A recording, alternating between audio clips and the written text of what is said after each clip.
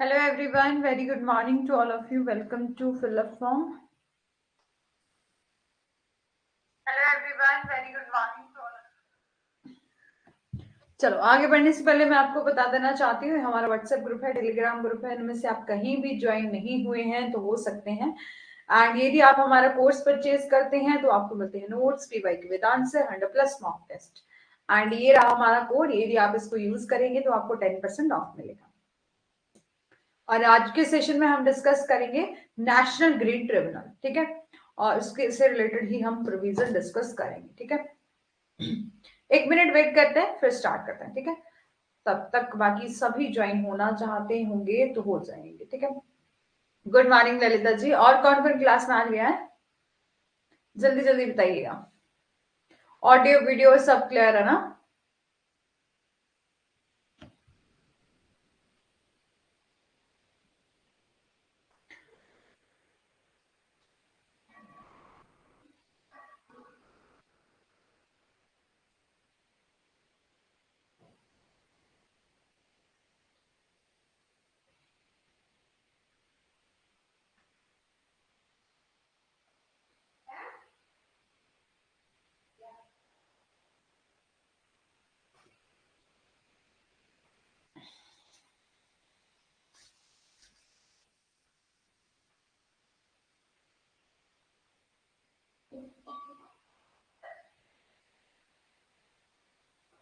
चलो डिस्कस करते हैं नेशनल ग्रीन ट्रिब्यूनल एनजीटी। सबसे पहले नीड क्या थी इसको बनाने की, नेशनल ग्रीन ट्रिब्यूनल बनाया क्यों? टू इम्प्रूव करने के लिए जो decision making on environment matter. देखो कि अब सब मैटर आप जो है वो एक ही कोर्ट में लेके चले जाओगे तो एक तो आपको स्पीडी डिसीजन नहीं मिलेगा, ठीक है, जल्दी मैटर सॉल्व नहीं होगा, और अच्छे तरीके से जिस तरह से देखा जाना चाहिए उस मैटर को, उस फैक्ट को जिस तरह से इंक्वायरी करी जानी चाहिए वो नहीं हो पाएगी। इसलिए इस decision making on environment matter को इंप्रूव करने के लिए हमने एनजीटी को बनाया, ठीक है, नेशनल ग्रीन ट्रिब्यूनल को बनाया। और the environmental court were advocated in the sum of the popular judgement of the supreme court. यहां पर बोला कि सुप्रीम कोर्ट ने कुछ सुप्रीम कोर्ट के कुछ लोकप्रिय निर्णय, जैसे कि जो पॉपुलर जजमेंट है, जैसे MC Mehta versus union of India का ऑलियम गैस केस, जिसे आप टॉट में भी पढ़ चुके हैं, इस अभी तक आपने कितनी बार जो है उसको डिस्कस कर लिया, ठीक है। तो यहाँ पर बोला, इसलिए सुप्रीम कोर्ट ने ये कहा था कि जहां सुप्रीम कोर्ट ने कहा कि जहां तक पर्यावरण के मामलों में वैज्ञानिक डाटा का आकलन जो है वो शामिल है, ठीक है, और इस तरह से निर्णय लेने के लिए आवश्यक है कि हम एक प्रोफेशनल बेसिस पर हम इसकी इंक्वायरी करें और इसमें डिसीजन लें, ठीक है। विशेषज्ञता को ध्यान में रखते हुए है एक पेशेवर न्यायाधीश और 2 विशेषज्ञ के साथ एक क्षेत्रीय आधार पर जो है वो पर्यावरण अदालतों की स्थापना करना वांछनीय है, ठीक है। इट मीन्स कि हमें सबसे पहले हम ये जानने की कोशिश कर रहे हैं कि एनजीटी है क्या, ये जानने से पहले इसकी जरूरत क्या थी, क्यों हमने नेशनल ग्रीन ट्रिब्यूनल को बनाया। तो बोला इम्प्रूव करने के लिए जो भी इन्वायरमेंट मैटर आ रहे हैं तो उनका अच्छे तरीके से साइंटिफिक असेसमेंट किस तरह से किया जाएगा, या प्रोफेशनल जजेस होंगे वो किस तरह से डिसीजन देंगे, और 2 अदर एक्सपर्ट की भी रिक्वायरमेंट रहती है यदि आपको डिसीजन देना है एनवायरमेंट से रिलेटेड कोई भी मैटर का, ठीक है। तो इसलिए सुप्रीम कोर्ट ने ये कहा कि एक अलग से इन्वायरमेंटल केस को सॉल्व करने के लिए अलग से जो है वो कोर्ट होना चाहिए, एक ट्रिब्यूनल होना चाहिए जो कि जिसमें क्या होंगे, एक प्रोफेशनल जज होंगे और 2 एक्सपर्ट होंगे जो कि अपनी अपने एक्सपीरियंस के हिसाब से जो है वो डिसीजन लेने में हेल्प करेंगे, ठीक है। तो स्वर्णा जी गुड मॉर्निंग, ठीक है। तो यही मेन रीजन था एनजीटी को बनाने का। और MC Mehta versus union of India जो ओलियम गैस लीक केस है, इसको आपने कई बार पढ़ चुका है, एब्सोल्यूट लाइबिलिटी में भी मैंने करवाया था जहां हम टॉट कर रहे थे, ठीक है। और उसके बाद फर्दर इस जजमेंट, सुप्रीम कोर्ट की जजमेंट आने के बाद Indian council for enviro legal versus union of India 1996 का एक केस आया जिसमें सुप्रीम कोर्ट ने ऑब्जर्व किया कि environmental court having a civil and criminal jurisdiction, environmental court के पास जो है वो यहाँ पर बोला कि जरूरत है हमें एनवायरमेंटल कोर्ट बनाने की। फिर ये एक और केस आया enviro legal action versus union of India, ठीक है, 1996 का। इसमें सुप्रीम कोर्ट ने ऑब्जर्व किया कि जो इन्वायरमेंटल कोर्ट हम बनाएंगे उनके पास सिविल पावर तो होनी चाहिए, सिविल जुरिस्डिक्शन तो होनी चाहिए, साथ साथ क्रिमिनल जुरिस्डिक्शन भी होनी चाहिए, ताकि हम क्या कर सकें, स्पीडी तरीके से, स्पीडी मतलब जल्दी जल्द जो है उसका सॉल्यूशन कर सके, इस पर डिसीजन दे सके। अब देखो कि कोई कंपनी लगा दी किसी पर्सन ने, है ना, एक कंपनी लगा दी किसी ऐसे रिहायशी एरिया में जहां बहुत ज्यादा लोग रह रहे हैं, और उस कंपनी से गंदा पानी निकल रहा है, उस फैक्ट्री से गंदा पानी निकल रहा है, और अदर जो भी केमिकल वगैरह है वो सब लोगों को, आसपास के जितने भी लोग हैं उनको इफेक्ट कर रहा है, जिससे बीमारियां फैल गई। देखो, एक तो, और उसने जो है वो अच्छे से परमिशन भी नहीं ली थी। एनवायरमेंट कंट्रोल बोर्ड बने होते हैं, ठीक है, उनसे परमिशन लेनी पड़ती है कि हम इस रिहायशी एरिया में जो है वो अपनी इंडस्ट्री या फैक्ट्री लगाना चाहते हैं, तो उसने परमिशन भी नहीं ली थी। तो देखो, सिविल पावर ही होती तो क्या किया जा सकता था, कंपनसेशन दिया जा सकता। क्रिमिनल ज्यूरिसडिक्शन नहीं होती तो हम उनसे फाइन इम्पोज नहीं कर सकते, क्रिमिनली लाइबल नहीं ठहरा सकते थे। इसलिए इस केस में सुप्रीम कोर्ट ने ऑब्जर्व किया कि जो इन्वायरमेंटल कोर्ट हम बनाएंगे तो उसमें सिविल और क्रिमिनल दोनों ही जुरिस्डिक्शन होनी चाहिए, ताकि establish to deal with the environmental issue in a speedy manner में हम क्या कर सके, उसको सॉल्व कर सके। ठीक है, रेखा जी गुड मॉर्निंग, अभी सभी आ चुके हैं जितनी भी स्टूडेंट हमारे डेली क्लास लेते हैं। दीपमाला जी आ गई हैं, नीलम मिश्रा जी भी आ गए हैं, ब्रजेश जी, अभिजीत जी, मोहम्मद जी, सभी आ रहे हैं ना। चलो जल्दी जल्दी बताएंगे ताकि फिर अच्छे से स्टार्ट कर पाए हम लोग। देखो, जो जो न्यू स्टूडेंट आए अभी, देखो हमने नेशनल ग्रीन ट्रिब्यूनल आज डिस्कस करने जा रहे हैं, और ये समझने से पहले कि नेशनल ग्रीन ट्रिब्यूनल है क्या, उसका कॉन्स्टिट्यूशन किस तरह से है, ये समझने से पहले हमें जरूरत है ये जानने की क्या नीड थी, क्या जरूरत थी एनजीटी को बनाने की। तो सबसे पहले केस आया था हमारा MC Mehta versus union of India, जिसको हमने एब्सोल्यूट लायबिलिटी में भी डिस्कस किया है, oil and gas leak cases के नाम से इसे जाना जाता है।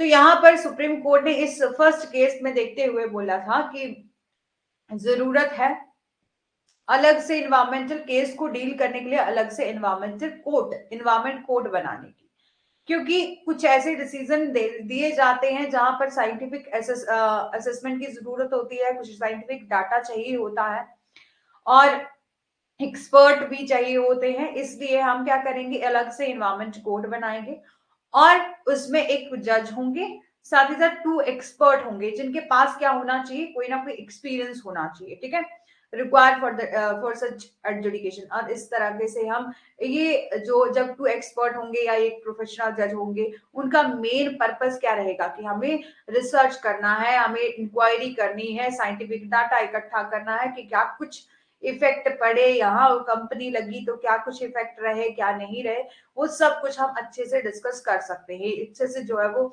डिसीजन दे सकते हैं जब हमारे पास प्रोफेशनल कोर्ट होगी, तो यानी कि इन्वायरमेंटल कोर्ट होगी जो स्पेशली डील करेगी ओनली इन्वायरमेंट के मैटर पर। उसके बाद एक और केस आया, Indian council for enviro legal action versus union of India 1996 का, जिसमें सुप्रीम कोर्ट ने ऑब्जर्व किया कि हम इन कोर्ट्स को सिविल पावर भी तो देंगे या साथ ही साथ क्रिमिनल भी देंगे, ठीक है, पावर या जुरिस्डिक्शन आप जो भी समझ सकते हैं। तो ठीक है, उसके बाद meanwhile the supreme Court as well as several high courts, ठीक है, और यहाँ पर बोला इस बीच में सुप्रीम कोर्ट साथ ही साथ हाई कोर्ट्स ने एक विशेष ग्रीन बेंच जो है का निर्माण किया, ठीक है, मतलब उन्होंने ग्रीन बेंच नामित करने का सहारा लिया, जो एक निश्चित दिन पर पर्यावरण के मामले की सुनवाई करेंगे, ठीक है। उसके बाद सुप्रीम कोर्ट और हाई कोर्ट ने डिसाइड किया कि हम एक दिन क्या करा करेंगे, ग्रीन बेंच जो है वो,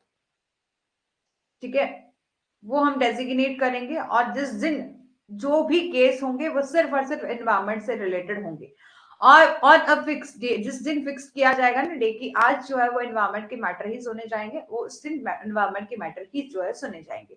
सभी पर्यावरणीय मामले एक विशेष न्यायाधीश को सौंप, और साथ ही साथ हम एक स्पेशल जज जो है वो अपॉइंट करेंगे जो सिर्फ एनवायरमेंट से रिलेटेड जो है वो केस का डिसीजन देंगे, ठीक है। Some of the earlier efforts in this direction were create National Environmental Tribunal Act 1995. और इन प्रयासों को देखते हुए हमने एक और एक्ट बनाया जिसे नेशनल एनवायरमेंट ट्रिब्यूनल एक्ट 1995 कहते हैं, national environment appellate authority act 1997। ठीक है, ये हमने दो एक्ट बनाए। अब बात करते हैं AP Andhra Pradesh pollution control board versus M V Naidu का एक केस है 1999 का। इसमें क्या हुआ था, सुप्रीम कोर्ट ने अफसोस जताते हुए कहा कि जो राज्य अपीलीय प्राधिकरण के गठन में न्यायिक और तकनीकी विशेषज्ञता का अभाव है जो अपील के निपटारे के लिए आवश्यक है। ठीक है, यहाँ पर सुप्रीम कोर्ट ने अफसोस जताते हुए कहा था the constitution of state appellate authority, जो स्टेट अपीलेट अथॉरिटी होती है उनमें लैक है जुडिशियल एंड टेक्निकल एक्सपर्टीज की। ठीक है, कि एक्सपर्ट का वहां पर, अब देखो कि कुछ केसेस होते हैं जहां पर हमें एक्सपर्ट का ओपिनियन चाहिए होता है, ठीक है, या उनका ठीक है, मतलब एक्सपर्ट चाहिए होते हैं, टेक्निकल एक्सपर्टीज चाहिए which was necessary for the disposal of appeal, जो कि बहुत जरूरी है यदि हमें डिस्पोजल ऑफ अपील करना है तो। ठीक है, इसलिए कोर्ट ने ये कहा कि इस आवश्यकता को महसूस करते हुए पर्यावरण और प्रदूषण से संबंधित विवादों में के निर्णय में मदद करने में हमेशा उच्च न्यायालय का एक न्यायाधीश और या तो सिटिंग या आपके रिटायर होंगे। ठीक है, और साथ ही साथ एक विशेषज्ञ होगा, जैसे कि हमने पहले भी डिस्कस किया था। ठीक है, कि कोई ना कोई एक्सपर्टीज भी जो है चाहिए, एक्सपीरियंस हो उसके पास। ठीक है, इसलिए जो है वो कोर्ट ने कहा कि जब भी हाई कोर्ट का मामला होएगा, हाई कोर्ट में यदि अपील जाएगी, ठीक है, तो हाई कोर्ट में जब नेशनल जो ग्रीन ट्रिब्यूनल लगेगा, ठीक है, तो उस टाइम हाई कोर्ट का या तो सिटिंग या रिटायर्ड जज होंगे, साथ ही साथ एक एक ऐसे एक्सपीरियंस पर्सन होंगे जिनके पास scientific and group of scientist और मतलब हाई रैंक का एक्सपीरियंस हो उसके पास, ताकि वो हेल्प कर सके। एक एक्सपर्टीज मतलब एक ऐसा पर्सन चाहिए जिसके पास एक्सपीरियंस हो, ताकि वो हेल्प कर सके जो भी डिसीजन है जो डिसाइड करे जा रहे हैं, डिस्प्यूट जो सॉल्व किए जा रहे हैं एनवायरमेंट एंड पॉल्यूशन से रिलेटेड। ठीक है, फिर ये कहा सुप्रीम कोर्ट ने, ठीक है, Supreme Court ask the Law Commission of India to examine disparities. ठीक है, यहां पर बोला सुप्रीम कोर्ट ने भारत के विधि आयोग जो लॉ कमीशन ऑफ इंडिया है को ये कहा कि आयोग से अर्ध न्यायिक निकायों के गठन में असमानताओं हुई जांच करने और नई योजना बनाने का सुझाव दिया। ठीक है, उन्होंने ये कहा, ठीक है, कि सुप्रीम कोर्ट ने कहा कि लॉ कमीशन ऑफ इंडिया से कि आप एग्जामिन करो जो भी कमियां रह गई हैं in the constitution of the quasi judicial body, जो हम क्वासी जुडिशियल बॉडी जो ट्रिब्यूनल होते हैं उनको क्वासी जुडिशियल बॉडी ही कहा जाता है। ठीक है, तो यहाँ पर सुप्रीम कोर्ट ने बोला कि लॉ कमीशन से आप एग्जामिन करो कि क्या कुछ डिस्पैरिटी रहेगी, यानी कि जो कुछ क्या कुछ असमानताएं रहेगी जब हम कॉन्स्टिट्यूशन करते हैं क्वासी जुडिशियल बॉडी का, and suggest a new scheme, और आप क्या करो एक नई स्कीम दो। ठीक है, और एक नई स्कीम दो कि हम किस तरह से इसमें बेटर परफॉर्मेंस कर सकते हैं। ठीक है, और एक अच्छी एक रूपता और की संरचना जो है वो बना सकते हैं। ठीक है, जो कि सरकार के आदेशों सहित जो है प्रशासनिक एंड सार्वजनिक प्राधिकारियों द्वारा पारित आदेशों की निगरानी करते हैं।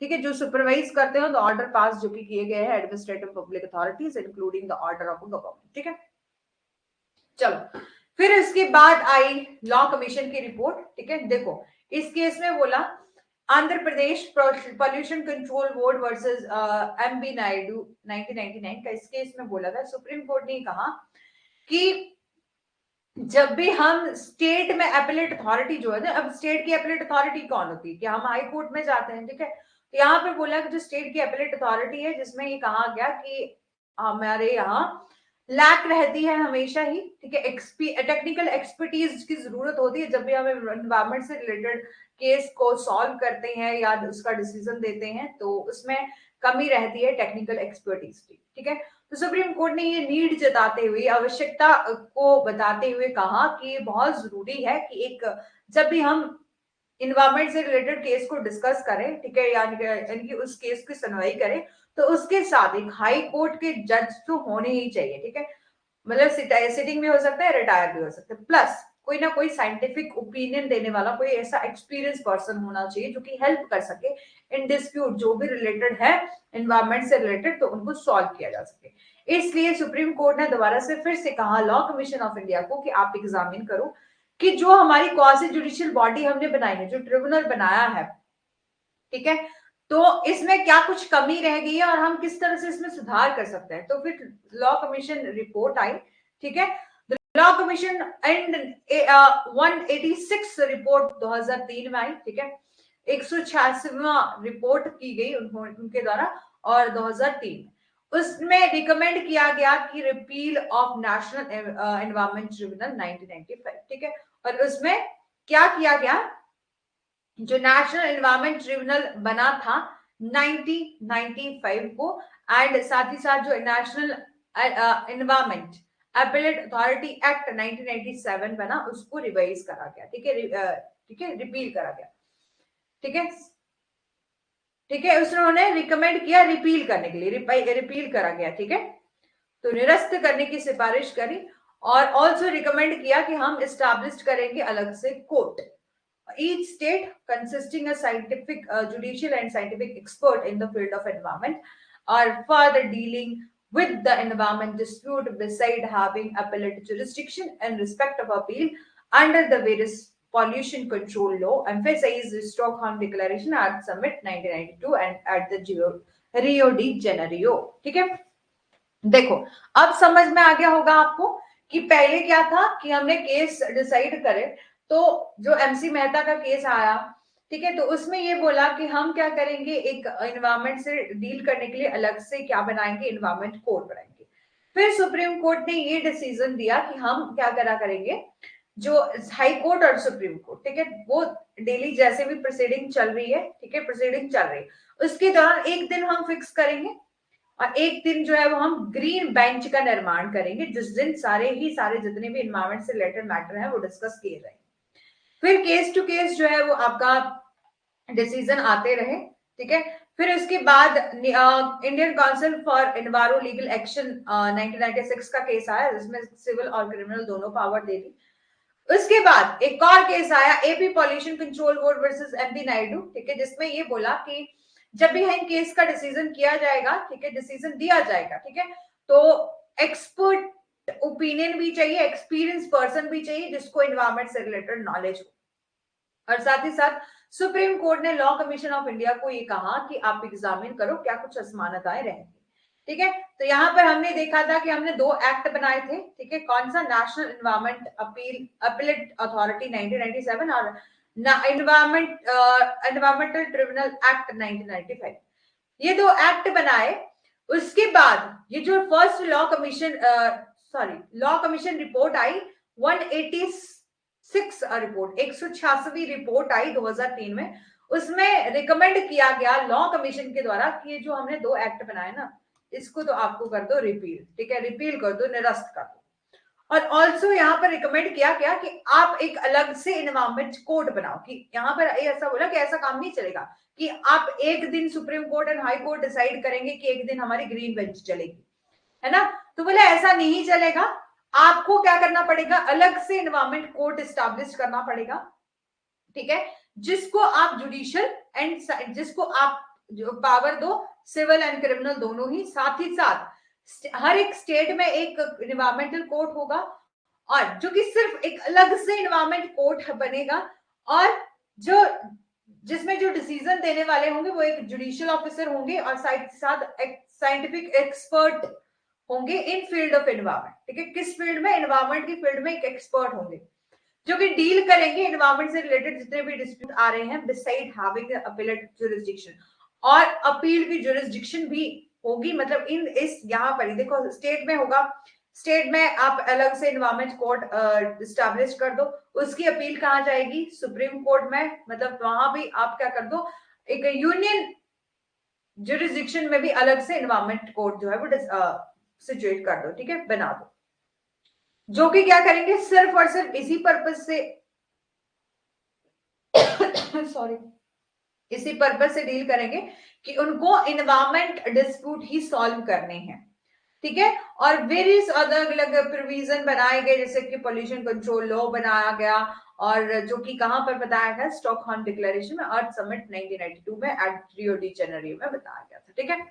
अब बताओ कि जो स्ट्रक्चर जिस तरह से हमने डिस्कस किया, केस बाय केस समझ आ चुका, ठीक है, कंप्लीट ललिता जी। और जो भी स्टूडेंट, देखो 9 स्टूडेंट है और बता नहीं रहे हैं कोई भी, ठीक है, ललिता जी, रेखा जी, स्वना जी के अलावा ये आप भी बता दो और बाकी भी बताओ, ठीक है। अच्छे से समझ आ गया कि हमने किस तरह से इसका निर्माण किया। पहले तो एक दिन सोचा था, जैसे हमारी लोक अदालत चल लगती है, नेशनल लोक अदालत लगती है ना, कि वन डे डिसाइड कर दिया कि इस दिन सारे ऑल ओवर इंडिया में जो है वो लोक अदालत लगेगी, ठीक है। तो वैसे ही क्या किया था कि यहाँ एनजीटी जो हमने एक ग्रीन बेंच बनाने का डिसीजन लिया था, जिस दिन हम एनवायरमेंट से रिलेटेड मैटर ही डिस्कस करेंगे, लेकिन फिर भी अच्छा रिजल्ट नहीं निकल पाया। इसलिए लॉ कमीशन ऑफ इंडिया ने जो है वो रिकमेंड किया कि आप क्या करो, अलग से ही कोड बना दो, ठीक है। तो एनजीटी एक्ट 2010 का बनाया गया, ठीक है। 38 सेक्शन है इसमें, 5 चैप्टर हैं, 3 शेड्यूल हैं। और एनजीटी बिल कब इंट्रोड्यूस किया गया था पार्लियामेंट में? 2009 में, ठीक है। कब? 29 जुलाई को। और कब जो है इसको प्रेसिडेंट की असेंट के लिए जो है वो, कब जो है उसकी प्रेसिडेंट की असेंट मिली थी? तो 2 जून 2010, ठीक है। रिवाइज प्रेसिडेंशियल असेंट कब मिली? तो 2 जून 2010 को मिली, ठीक है। और ड्यूली नोटिफाइड किया गया 18 अक्टूबर 2010 को, ठीक है। इसके अलावा ये तो अब पूरा स्ट्रक्चर समझ में आ गया होगा, कब असाइन मिली, कितनी शेड्यूल है, कितने आर्टिकल हैं, ठीक है। फिर NGT act 2010 has been enacted with the legislative intent to provide established green national green tribunal, ठीक है। कि national green tribunal NGT act बनाया 2010 का, जो कि क्या करेगा, पर्यावरण संरक्षण और पर्यावरण से संबंध सभी कानूनी अधिकार में परिवर्तित सहित वनों, अन्य प्राकृतिक संसाधनों के संरक्षण में जितने भी मामले आते हैं, ठीक है, वो सब आपके नेशनल ग्रीन ट्रिब्यूनल में जो है वो डिसाइड करे जाएंगे। इसलिए इसकी स्थापना करेगी। और व्यक्तियों और संपत्ति को हुए नुकसान को राहत, जैसे कि किसी को एनवायरमेंट, किसी की देखो कि इंडस्ट्री लगा दी या डिफॉरेस्ट्रेशन किया जा रहा है, कि कोई पर्सन जो है वो अंधाधुंध वनों की कटाई कर रहा है, तो उसको जिस यदि देखो कि यदि कोई पर्सन इलीगल काम कर रहा है तो उसको उससे फाइन भी इम्पोज किया जाएगा। यदि आपने कुछ ऐसी फैक्ट्री वगैरह किसी ऐसे रिहायशी इलाके में लगा दी है जहां पर बाकी लोग भी रह रहे हैं, तो उन लोगों को कंपेंसेशन भी दिया जाएगा। जो भी पीड़ित होंगे तो उनको मुआवजा भी दिया जाएगा। तो ये सब पावर किसको दी गई? नेशनल ग्रीन ट्रिब्यूनल को दी गई। जितने भी मैटर होंगे, चाहे वो फॉरेस्ट से रिलेटेड है, नेचुरल रिसोर्सेज से रिलेटेड है, ठीक है, ये सब आपके नेशनल ग्रीन ट्रिब्यूनल में जो है वो डिसाइड करे जाएंगे, ठीक है। और रिलीफ दिया जाएगा, कंपनसेशन दिया जाएगा, जो भी डैमेजेस हो चुकी हैं, डैमेज हो चुके हैं, तो डैमेजेस जिनको भी हुई है, जिन पर्सन को, और प्रॉपर्टी की, चाहे वो पर्सन की हो चाहे प्रॉपर्टी की हो, for matter connected with their with, तो उसको जो है वो कंपनसेशन दिया जाएगा, ठीक है। अब UN conference on human environment Stockholm conference कब हुई थी? 1972 में हुई थी, ये हमने पहले भी डिस्कस कर लिया है। UN conference on environment and development Rio conference कब हुई थी? 1992 में हुई थी, ये भी हमने डिस्कस कर लिया है।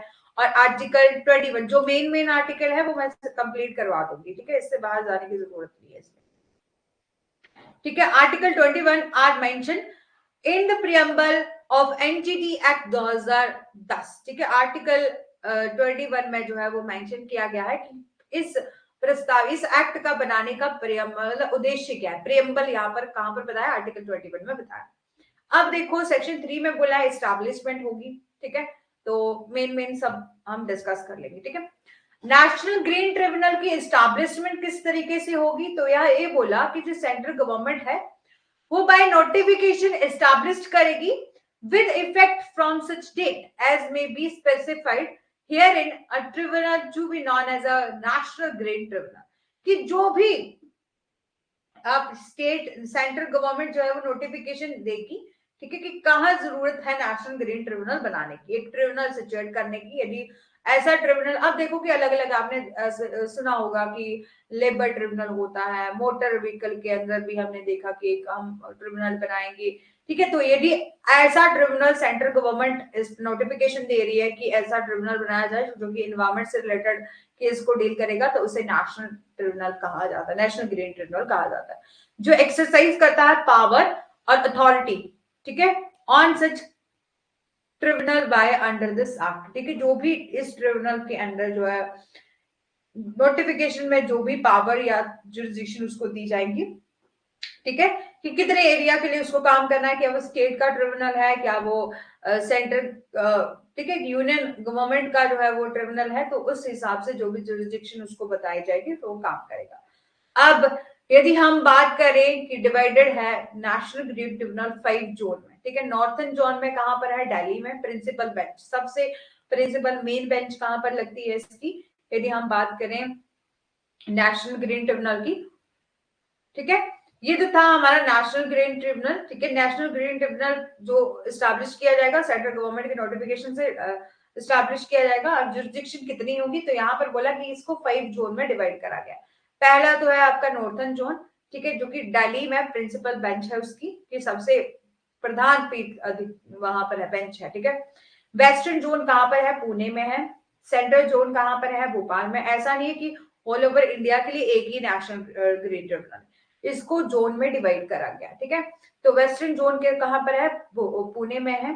सेंट्रल जोन कहां पर है, भोपाल में है, ठीक है। या साउथर्न जोन कहां पर है, चेन्नई में, ठीक है। और ईस्टर्न जोन कहां पर है, कोलकाता में, ठीक है। जो भी नॉर्थर्न स्टेट होंगे, ठीक है, जैसे कि हम सभी नॉर्थर्न स्टेट में आता है, तो हम हमारे यदि यहाँ के जो केस होंगे एनवायरमेंट से रिलेटेड, तो वो कहां पर डिस्कस किए जाएंगे, यदि नेशनल ग्रीन ट्रिब्यूनल में जा रहे हैं केस, तो दिल्ली, ठीक है। अपने अपने जोन में जिस भी तरीके से आपका स्टेट कौन से जोन में पड़ता है, तो वहां आपका मैटर जो है वो डिस्कस किया जाएगा, ठीक है, सॉल्व किया जाएगा।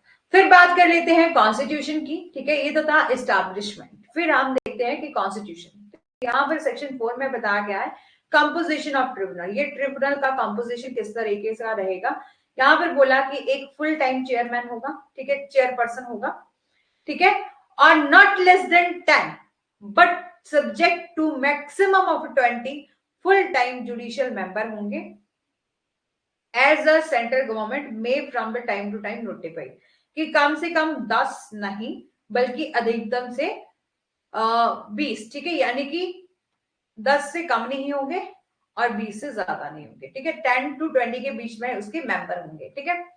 और full time judicial member as a central government time to time notify जिस भी तरीके से करती, कभी सेंट्रल गवर्नमेंट ने नोटिफाई कर दिया कि यहाँ पर हमें 20 से ज्यादा जो है वो मेंबर चाहिए, तो यहाँ पर अमेंडमेंट हो जाएगी, लेकिन थ्रू द अमेंडमेंट या through the notification of central government ही होगा, ठीक है। फिर बोला not less than 10 but subject to the maximum 20, ठीक है, एक्सपर्ट मेंबर, ठीक है। देखो नेशनल ग्रीन ट्रिब्यूनल की जब हम बात कर रहे हैं तो उसके लिए एक्सपर्ट मेंबर भी तो चाहिए, वही हमने केस में डिस्कस किया था। तो 10 से लेकर 20 क्या होंगे, एक्सपर्ट मेंबर होंगे, जिनके पास एक्सपर्ट ओपिनियन होगा इन फील्ड ऑफ एनवायरमेंट से रिलेटेड, ठीक है। सेंट्रल गवर्नमेंट में from time to time notified जिस भी तरीके से करती है, ठीक है। ये जो सेंट्रल गवर्नमेंट में फ्रॉम टाइम टू टाइम, ये तो आएगा ही जाएगा, ठीक है। अब बात करते हैं जो चेयरमैन होगा, ठीक है, चेयरपर्सन होगा। The chairperson of tribunal may be considered necessary invite any one or more person having specialized knowledge and experience in a particular case before the tribunal to assist the tribunal in that case, ठीक है। यहाँ पर बोला जो chairperson होगा tribunal का, यदि आवश्यक माना जाता है, यदि कंसिडर, ठीक है, वो कंसिडर करें कि नेसेसरी है कि किसी विशेष मामले में और ज्यादा किसी स्पेशलाइज नॉलेज लेने की जरूरत है या एक्सपीरियंस पर्सन को बुलाने की जरूरत है, तो वो उस केस में उस एक्सपर्ट पर्सन की और ज्यादा जो है वो हेल्प ले सकते हैं और उसको इनवाइट कर सकते हैं। जैसे कि ये तो एक्सपर्ट मेंबर होंगे ही होंगे, लेकिन इसके अलावा भी यदि चेयरपर्सन को लगता है कि यहाँ पर इस मैटर को देखने के लिए और ज्यादा मतलब किसी एक स्पेसिफिक फील्ड के इस पर्सन को बुलाना चाहिए, तो वो बुला सकते हैं, इनवाइट कर सकते हैं, ठीक है, ठीक है, समझ आ रहा ना काफी अच्छे से।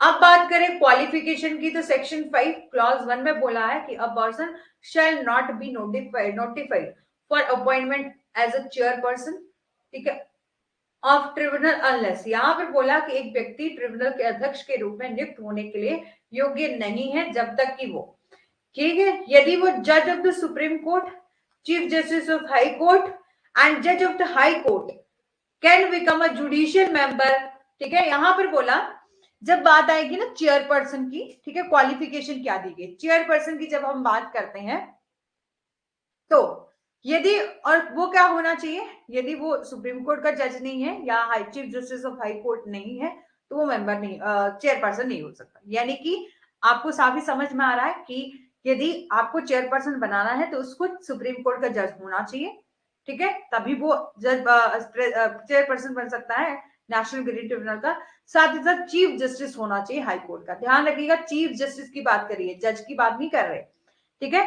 थर्ड में बोला यदि आपको, हमने यहां पर देखा कॉन्स्टिट्यूशन में देखा ना कि एक चेयरपर्सन होगा, 10 से लेकर 20 तक जो है वो जुडिशियल मेंबर होंगे, ठीक है, 10 से लेकर 20 तक जो है वो एक्सपर्ट मेंबर होंगे, ठीक है। तो ये जुडिशियल मेंबर जो होंगे, ठीक है, वो जज ऑफ हाई कोर्ट होने चाहिए, क्योंकि जो कि क्या बन सकते हैं, जुडिशियल मेंबर बन सकते हैं, but not chairperson of tribunal. Chairperson नहीं बन सकता, जो सिंपल जज होंगे, सिंपल जज होंगे ना हाई कोर्ट के, वो चेयरपर्सन नहीं बन सकते।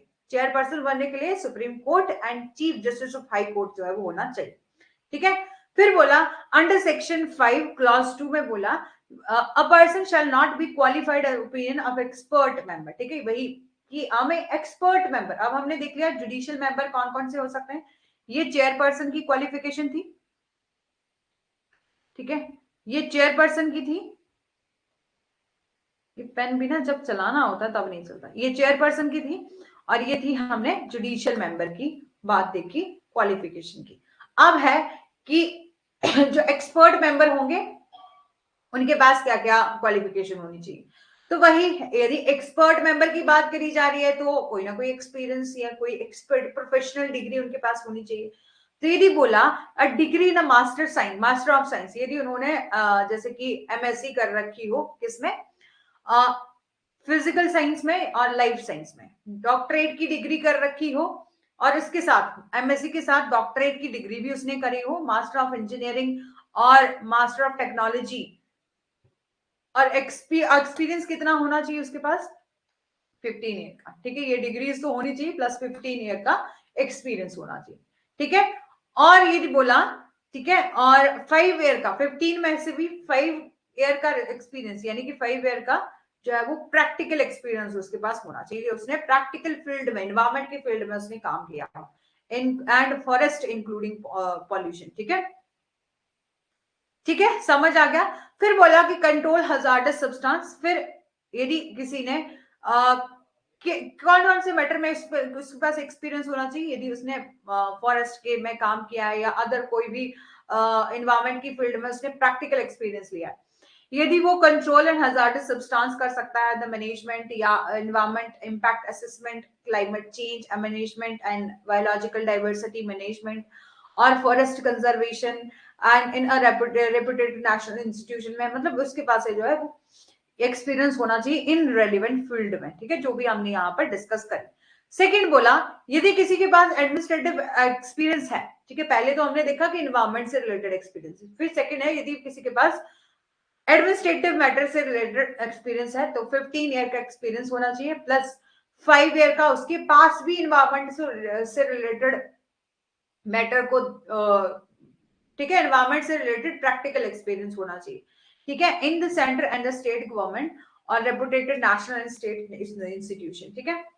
फिर बोला however the scope of expert member should be extended to renowned, ठीक है, एकेडमिशियन, तो यहां पर बोला कि तथापि हम बात करते हैं विशेषज्ञ सदस्य का कार्य क्षेत्र उन प्रसिद्ध शिक्षाविदों तक जो है वो बढ़ाना जाना चाहिए जिस जिनके पास, मतलब जिनके जो एक्सपर्ट मेंबर हैं, ठीक है, तो ठीक है, should be extended to renowned the academician who have expert, ठीक है, जो कि एक्सपर्ट है किस फील्ड में, एनवायरमेंट की फील्ड में, फॉरेस्ट की फील्ड में, including pollution control, hazardous substance management, environment impact assessment, climate change management, biological diversity management and forest conservation, ठीक है, इससे रिलेटेड यदि इसके पास जो है वो स्पेशल एक्सपीरियंस है तो ठीक है, ठीक है, समझ आ चुका है यहां तक। सेक्शन 5 भी हो गया, जहां पर हमने बात करी कि किस किस तरह से हम क्या करेंगे, क्या क्या क्वालिफिकेशन रहेगी। सेक्शन हमने 4 किया किस किस तरह से कॉन्स्टिट्यूशन होगा। सेक्शन 3 में हमने बात की किस तरह से एस्टैब्लिशमेंट होगी। ठीक है, और यही मेन मेन चीजें हैं, ज्यादा आपको बहुत पूरा का पूरा एक्ट पढ़ने की जरूरत नहीं है। ठीक है, फिर आपका सेक्शन 6 में बोला प्रोवाइड करता है appointment for appointment of chairperson. ठीक है, कि सेक्शन 6 बात करता है अपॉइंटमेंट किस तरह से की जाएगी चेयरपर्सन की, जुडिशियल मेंबर की एंड एक्सपर्ट मेंबर चेयरपर्सन। ठीक है, to the opinion by the central government in consultation with the chief justice of India। ठीक है, यहां पर बोला जब हम अपॉइंटमेंट करेंगे किसकी, चेयरपर्सन की, ठीक है, या जुडिशियल मेंबर की या एक्सपर्ट मेंबर की। ठीक है, तो उनको अपॉइंट किया जाना चाहिए किसके द्वारा, सेंट्रल गवर्नमेंट के द्वारा। ठीक है, सेंट्रल गवर्नमेंट अपॉइंट करेगी, साथ ही साथ कंसल्टेशन लेगी, यानी कि सलाह लेगी किसकी, चीफ जस्टिस ऑफ इंडिया की। ठीक है, क्योंकि कहीं ना कहीं आप जो अपॉइंट कर रहे हो किसको, या एक सुप्रीम कोर्ट के जज को अपॉइंट कर रहे हो, जब आप चेयरपर्सन को अपॉइंट कर रहे हो, या high court chief justice of high court को अपॉइंट कर रहे हो, या जुडिशियल मेंबर को अपॉइंट कर रहे हो, तो वो हाई कोर्ट का जज तो होना ही चाहिए। अब जब जुडिशरी की बात आ रही है, अब हमने एक नेशनल ग्रीन ट्रिब्यूनल बनाया है, तो साथ ही साथ जो चीफ जस्टिस ऑफ इंडिया की तो सलाह जरूरत रहेगी, है ना, अब कंसल्टेशन की जरूरत रहेगी। ठीक है, तो judicial member and expert member shall be appointed on the recommendation of selection committee. ठीक है, जो भी जुडिशियल मेंबर हो। अब देखो यहां पर भी और अलग अलग चीजें बता दी। ठीक है, अच्छे से ध्यान से सुनना, कंफ्यूजन बिल्कुल नहीं चाहिए। ठीक है, सुनो, यहां पर पहले बोला कि हमें नहीं, यदि चेयरपर्सन को अपॉइंट करना ना, ठीक है, चेयरपर्सन को हमने अपॉइंट करना है, तो उसके लिए क्या चाहिए। ठीक है, चेयरपर्सन को यदि आप अपॉइंट कर रहे हो तो सेंट्रल गवर्नमेंट अपॉइंट करेगी। ठीक है, सेंट्रल गवर्नमेंट प्लस, ठीक है, कंसल्टेशन किससे लेगी, chief justice of India CGI से। यदि, फिर सेकंड बोला, यदि आपको जुडिशियल मेंबर को अपॉइंट करना है एंड एक्सपर्ट मेंबर को अपॉइंट करना है, तो वो किसके द्वारा अपॉइंट किए जाएंगे, सिलेक्शन कमेटी के द्वारा जो है वो अपॉइंट किए जाएंगे। ठीक है, इन मैनर में भी प्रिस्क्राइब, जो भी निर्धारित करती है, जो सिलेक्शन कमेटी सेंट्रल गवर्नमेंट के द्वारा जो बनाई गई है, ठीक है, तो वो क्या करेगी, उसको अपॉइंट करेगी। ठीक है, देखो अलग अलग चीजें हैं। ठीक है, अब देखना, अब यहां पर भी आपको थोड़ा सा डिफरेंस देखने को मिलेगा। अब देखो चेयरपर्सन के अलग से थोड़े से क्वालिफिकेशन अलग है, उसका अपॉइंटमेंट प्रोसीजर, मतलब अपॉइंटमेंट कौन करेगा, ठीक है, वो अलग है। अब टर्म ऑफ ऑफिस देखना, सेक्शन 7 में दिया गया। यहां पर बोला जो चेयरपर्सन है, ठीक है, और जुडिशियल मेंबर और एक्सपर्ट मेंबर है, आप ट्रिब्यूनल शेल होल्ड कर सकते हैं ऑफिस। ठीक है, कितने टाइम तक, 5 ईयर तक। ठीक है, 5 ईयर तक होल्ड कर सकते हैं ऑफिस, और the date on which they enter upon office but shall not eligible for reappoint. ठीक है, एक तो बात कि वो 5 सालों के लिए अपॉइंट किए जा सकते हैं, साथ ही साथ जो है वो री अपॉइंट नहीं किए जाएंगे, ये भी ध्यान रखना, री अपॉइंट नहीं किए जाएंगे। और बोला कि एक पर्सन जो कि जज ऑफ सुप्रीम कोर्ट है, ठीक है, has been appointed a chairperson, ठीक है, जिसको हमने चेयरपर्सन अपॉइंट करा है, या हमने जुडिशियल मेंबर ऑफ ट्रिब्यूनल जो है वो अपॉइंट करा है, ठीक है, तो उसकी एज जो है, मतलब वो 70 ईयर से ज्यादा जो है वो इस ट्रिब्यूनल का जुडिशियल मेंबर या चेयरपर्सन नहीं हो सकता। देखो अब क्या कर दिया, यहां पर हमने देखा कि चेयरपर्सन और जो जुडिशियल मेंबर और एक्सपर्ट मेंबर थे उनको अलग अलग रखा गया था। चेयरपर्सन को अलग, उसकी अलग से अपॉइंटमेंट होगी, कौन करेंगे, वही सेंट्रल गवर्नमेंट सीजीआई करेंगे, कंसल्टेशन विद सीजीआई। एंड जो आपके जुडिशियल मेंबर थे एंड एक्सपर्ट मेंबर। अब देखो जब हमने टेनवर की बात देखी तो इन्होंने क्या कर दिया, जो चेयरपर्सन है, ठीक है, यानी कि लॉ की जो फील्ड है, ठीक है, चेयरपर्सन प्लस, ठीक है, चेयरपर्सन कौन होंगे आप सभी जानते हैं, या तो वो सुप्रीम कोर्ट के जज होंगे, या तो हाई कोर्ट के, ठीक है, चीफ जस्टिस होंगे। यदि बोला यदि कोई सुप्रीम कोर्ट का जज अपॉइंट करा गया ना, किसी को जुडिशियल मेंबर भी, अब हो सकता है कि किसी को सुप्रीम कोर्ट के जज को भी जुडिशियल मेंबर अपॉइंट कर दिया है ना, तो जो चेयरपर्सन होंगे प्लस जो जुडिशियल मेंबर होंगे, ठीक है, जो कि सुप्रीम कोर्ट के जज अपॉइंट करा गया है, ठीक है, सुप्रीम कोर्ट के जज को अपॉइंट करा गया जुडिशियल मेंबर या चेयरपर्सन, ठीक है, तो वो होल्ड कर सकते हैं ऑफिस कितने टाइम तक, 70 ईयर तक। ठीक है, 70 ईयर से ज्यादा जो है वो होल्ड नहीं करेंगे, सब 70 साल उनकी उम्र हो गई तब उनको रिटायर कर दिया जाएगा। ठीक है, और यदि हम बात करें, यदि हमने देखी सुप्रीम कोर्ट के जज की, ठीक है, सुप्रीम कोर्ट का जज जो है वो आपके जुडिशियल मेंबर या चेयरपर्सन, ठीक है, दोनों ही अपॉइंट करें तो 70 ईयर से ज्यादा नहीं होनी चाहिए, ठीक है। एक बात हमने देख ली, अब दूसरी बात देखना। यदि बोला, ठीक है, यदि किसी ने आपने chief justice of high court, ठीक है, CJH, chief justice of high court को हमने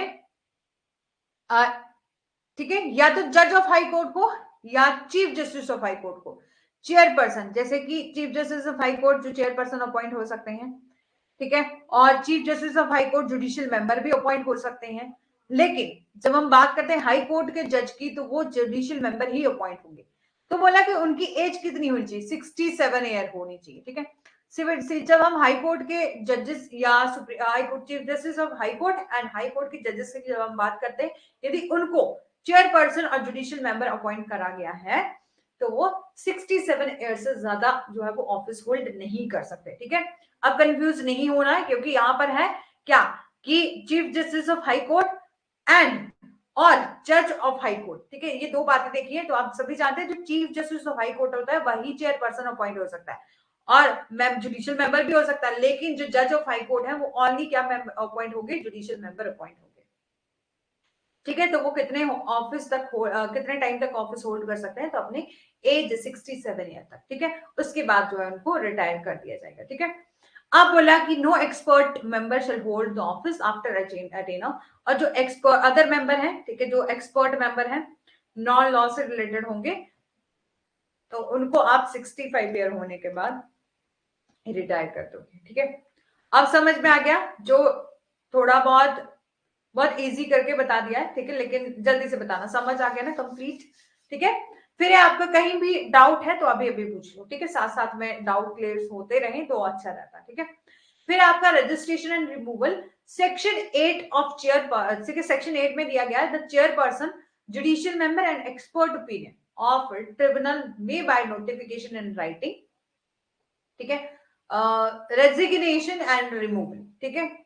रेजिग्नेशन और रिमूवल किस तरह से किया जाएगा, तो यहां पर बोला जो चेयरपर्सन है, जुडिशियल मेंबर है और एक्सपर्ट मेंबर है of tribunal may by notification, वो क्या करेंगे, नोटिफिकेशन देंगे, इन राइटिंग में लिखेंगे, हैंड रिटन से मतलब हैंड एड्रेस लिखेंगे कि किसको, सेंट्रल गवर्नमेंट को, कि हमें अपने ऑफिस से रिजाइन करना, ठीक है। किसी ने रेजिग्नेशन देना हो, है ना, किसी को लगता है कि मेरे से अब काम नहीं हो रहा है तो मेरे को रेजिग्नेशन ही दे देना चाहिए, तो वो क्या कर सकते हैं, रिटन में अपना हैंड एड्रेस लिखेंगे, देयर द अंडर मतलब हस्तलिखित नोटिस देंगे किसको, सेंट्रल गवर्नमेंट को, अपने इस्तीफे के बारे में। फिर है आपका सेक्शन 10 प्रोवाइड करता है ग्राउंड्स क्या क्या है रिमूवल और suspension of chairperson judicial member and expert opinion की, क्या कुछ ग्राउंड है। तो सबसे पहले ग्राउंड है आपका सेंट्रल गवर्नमेंट में in consultation with the chief justice of India, जो सेंट्रल गवर्नमेंट है वो कंसल्ट करेगी high court chief justice of India के साथ, ठीक है, कि हमें रिमूव करना है, ठीक है, ऑफिस ऑफ चेयरपर्सन को, ठीक है, जो चेयरपर्सन है उनको रिमूव करना है अपने उनके ऑफिस से, या जुडिशियल मेंबर को रिमूव करना है, या ट्रिब्यूनल को रिमूव करना है। किस कब कब रिमूव किया जा सकता है, यदि वो इंसॉल्वेंट डिक्लेयर हो गया, यदि वो दिवालिया घोषित हो गया, और has been convicted of an offense which in opinion of the central government insolve moral turpitude, यदि कोई पर्सन जो है वो मौलिक, पता नहीं रेखा जी की कौन कौन क्लास में है, वैसे तो स्टूडेंट काफी दिख रहे हैं, 8-9 स्टूडेंट दिख रहे हैं, लेकिन बता नहीं रहे हैं, ठीक है, चलो उनकी मर्जी, ठीक है। चलो तो कब कब जो है वो रिमूव किया जा सकता है, कौन कौन ग्राउंड्स पर, ठीक है। तो सबसे पहले यदि किसी को दिवालिया घोषित किया गया, यानी कि वह कोई पर्सन जिसे दिवालिया घोषित किया गया है, तो आप जो है वो उसको रिमूव कर सकते हो इस ग्राउंड पर, ठीक है। जुडिशियल मेंबर, ट्रिब्यूनल एंड, ठीक है, जुडिशियल मेंबर, चेयरपर्सन, ठीक है, इसको जो है वो रिमूव किया जा सकता है। यदि किसी पर्सन को कन्विक्ट किया गया है कि उसने कुछ पब्लिक ओपिनियन यानी कि मॉरल टर्प्यूट के खिलाफ जाके, यदि कि मतलब कोई ऐसा अपराध वो कर रहा है, ठीक है, जो कि इन्वॉल्व है मॉरल टर्प्यूट में, नैतिक अधमता जिसमें शामिल है, ठीक है, तो यानी कि कोई पर्सन अगेंस्ट पब्लिक मोरालिटी के खिलाफ जाके कोई काम कर रहा है, तो वो भी जो है वो अपॉइंट नहीं उसको भी रिमूव किया जा सकता है, ठीक है।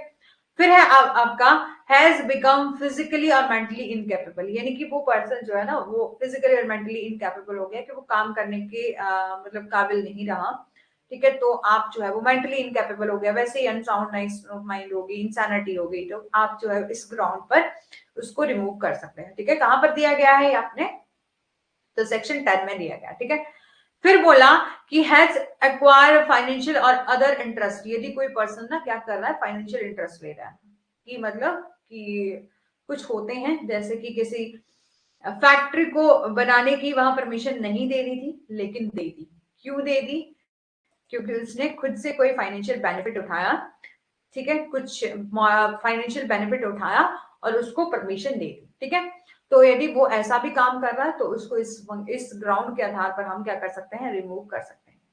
ठीक है, यदि उसने अपना जो एक पोजीशन मिली है उसको, चेयरपर्सन बनाया, जुडिशियल मेंबर बनाया, लेकिन उसने अपनी पोजीशन का मिसयूज किया। ठीक है, और इस तरह से मिसयूज किया कि उसको अपने ऑफिस पर बने रहना जो है वो सार्वजनिक हित के जो है खिलाफ हो जाएगा। ठीक है, यानी कि जो अब पब्लिक के हित के लिए नहीं, ठीक नहीं है कि यदि वो अपने पद पर बने रहते हैं तो। ठीक है, और फिर बोला कि चेयरपर्सन और judicial member should be inform of the charges against him. ठीक है, यहाँ पर बोला जो चेयरपर्सन है और जुडिशियल मेंबर है, ठीक है, यदि आपको उनको रिमूव करना है, ठीक है, तो जो भी आपने चार्जेस लगाए हैं, ठीक है, तो वही की नेचुरल जस्टिस के नियमों का पालन होना चाहिए कि आप पहले उसको इन्फॉर्म कर दोगे और उनको प्रॉपर अपॉर्चुनिटी दी जाएगी। ठीक है, किसकी उनको सुनवाई की, यदि देखो कि किसी ने गलत फहमी हो गई है या कुछ भी हो गया है, वो अपना कौन सा ओपिनियन देना चाहते हैं कि हमने ये एक्ट किया, हमने ये अपना फाइनेंशियल बेनिफिट लिया तो क्यों लिया।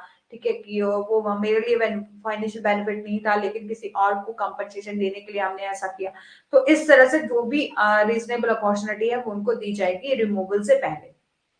ठीक है, तो यहाँ पे बोला कि सेंट्रल गवर्नमेंट में suspend from office the chairperson और judicial member in respect of whom a reference of conducting an inquiry। ठीक है, वही सेंट्रल गवर्नमेंट क्या करेगी, एक न्यायिक सदस्य और के पद पर निलंबन कर सकती है और जिसके संबंध में वो पहले क्या करेगी, जांच करेगी। सर्वोच्च न्यायालय के न्यायाधीश को जो है वो ये जो इंक्वायरी करने का जो काम है वो किसको दिया जाएगा, सुप्रीम कोर्ट को दिया जाएगा। ठीक है, और until the central government pass an order on the report of inquiry, जैसे ही इस रिपोर्ट आ जाती है इंक्वायरी की, ठीक है, कि जो ये जो जुडिशियल ऑफिसर हैं या जुडिशियल मेंबर हैं या चेयरपर्सन है वो गलत काम कर रहे हैं, इंक्वायरी के दौरान ऐसा लगता है तो उनको रिमूव कर दिया जाएगा। ठीक है, और यदि जो जो रिपोर्ट है वो सही नहीं पाई जाती है तो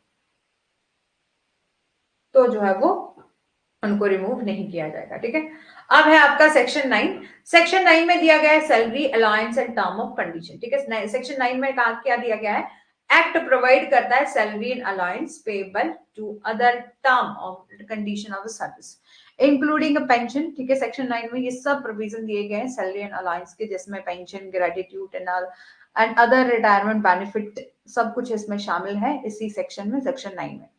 हमने देखा सेक्शन 8 में रेजिग्नेशन, सेक्शन 9 में सैलरीज, सेक्शन 10 में ग्राउंड्स ऑफ रिमूवल। ठीक है, तो एक फ्लो बन गया ना। ठीक है, तो अच्छे से याद कर लीजिएगा।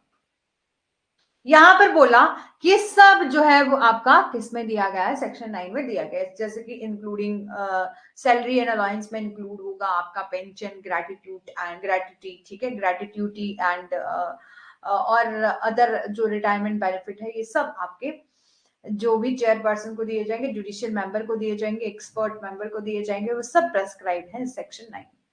यहां पर बोला कि neither the salary and allowance nor the term और and condition of service, the chairperson, judicial member and expert member shall be varied to their disadvantage and their the appointment. ठीक है, ये सब बोला है अध्यक्ष, न्यायिक सदस्य या विशेष सदस्य न तो वेतन और भत्ते न ही सेवा के अन्य नियम, शर्तें और उनके नुकसान और उनकी नियुक्ति के लिए भिन्न होंगे। ठीक है, ये सब किसमें दिए गए हैं, आपके सेक्शन 9 में दिए गए हैं। और कैसे दी जाती है उनको सैलरी, तो वो गवर्नमेंट डिसाइड करती है, सेंट्रल गवर्नमेंट डिसाइड करती है कि किस तरह से जो है वो पेमेंट की जानी चाहिए। ठीक है, चलो फिर है आपका जुरिस्डिक्शन एंड पावर, तो अधिकार और क्षेत्र और शक्तियां। ठीक है, तो NGT is created creation of statute. ठीक है, एनजीटी एक कानून का निर्माण करती है कि एनजीटी नेशनल ट्रिब्यूनल क्या है, एक क्रिएशन ऑफ स्टैट्यूट है, एक कानून का निर्माण है। Its jurisdiction, power and procedure are constituted with the reference to the language and its provision. ठीक है, कि इसके अधिकार क्षेत्र, शक्तियां या प्रक्रियाओं को इसके प्रावधानों की भाषा के संदर्भ में जो है वो माना जाता है। और it bound and control by provision of the NGT act 2000। ठीक है, यहाँ पर बोला कि यह एनजीटी अधिनियम 2010 के प्रावधानों से बंधा और नियंत्रित है। ठीक है, कि बोला कि एनजीटी क्या करती है, क्रिएट करती है स्टैट्यूट, जिसमें पावर, प्रोसीजर, ये सब जो है वो प्रावधानों की भाषा में संदर्भ जो है वो माना जाता है। ठीक है, अब कौन कौन से उनको पावर एंड जुरिस्डिक्शन दी गई, तो सबसे पहले डिस्प्यूट सेटल करने की पावर दी गई है। ठीक है, सबसे मेन पर्पस तो यही है कि इसको बनाने का मेन पर्पस यही था कि हम क्या करेंगे, डिस्प्यूट को सेटल करेंगे। सेक्शन 14 में बताया गया है कन्फर ऑन एनजीटी, रिस्पॉन्सिबिलिटी है एनजीटी की, नेशनल ग्रीन ट्रिब्यूनल की, कि हम क्या करेंगे, सेटल करेंगे डिस्प्यूट को और एंड ग्रांट करेंगे jurisdiction to over all civil cases. ठीक है, where a substantial question related to the environment including enforcement of any legal right related to the environment is involve. ठीक है, यहाँ पर बोला सेक्शन 14 एनजीटी के विवादों को निपटने के लिए जिम्मेदारी प्रदान करती है और इसमें सभी सिविल मामले के अधिकार क्षेत्र जो है वो शामिल है। ठीक है, बोला coverage of NGT is quite wide and cover almost the entire range of issue. यहाँ पर बोला कि एनजीटी का कवरेज जो है वो काफी व्यापक है, मतलब काफी बड़ा दायरा है। और एनजीटी अधिनियम की अनुसूची फर्स्ट में उल्लेखित है कि 7 अधिनियमों द्वारा विनियमित भारत में पर्यावरण संरक्षण और पर्यावरण संसाधनों के संरक्षण से संबंधित जो भी लगभग पूरी श्रृंखला को, यानी कि जो भी हमने पहले भी डिस्कस किया, नेचुरल रिसोर्सेज ऑफ की बात आती है या फॉरेस्ट की बात आती है या अदर कुछ भी मैटर है जो कि इन्वायरमेंट से रिलेटेड है, तो आपका नेशनल ग्रीन ट्रिब्यूनल में वो सॉल्व किया जाएगा। यहाँ पर बोला no application for adjudication of the dispute under this section shall be entertaining by the tribunal unless it is made within the period of 6 months। ठीक है, यहाँ पर बोला कि इस धारा के तहत विवाद के निर्णय के लिए कोई भी आवेदन ट्रिब्यूनल द्वारा तब तक विचार नहीं किया जाएगा जब तक कि उसकी तारीख से 6 महीने की अवधि के भीतर नहीं किया जाता। जिस तारीख को इस तरह के विवाद के लिए कार्यवाही के कारण पहली बार उत्पन्न हुआ है, यदि पर्याप्त कारण प्रदान किया जाता है तो 60 दिनों की अधिक की अवधि जो है वो नहीं दी जाएगी। ठीक है, मतलब जो भी डिस्प्यूट है वो 6 महीने की भीतर जो है वो सॉल्व किया जाएगा, इससे ज्यादा टाइम जो है वो नहीं दिया जाएगा। ठीक है, और यदि फिर भी जो है वो कहीं रहता है कि हमें थोड़ा सा टाइम और दे दो, हम कुछ और एविडेंस देना चाहते हैं कुछ भी, ठीक है, तो उसको यहाँ पर बोला कि 60 दिनों से अधिक जो है वो और अवधि दी जा सकती है, इसके अलावा नहीं दी जाएगी। ठीक है, और बात करते हैं substantial question related to the environment in is specified at section 2 clause M में।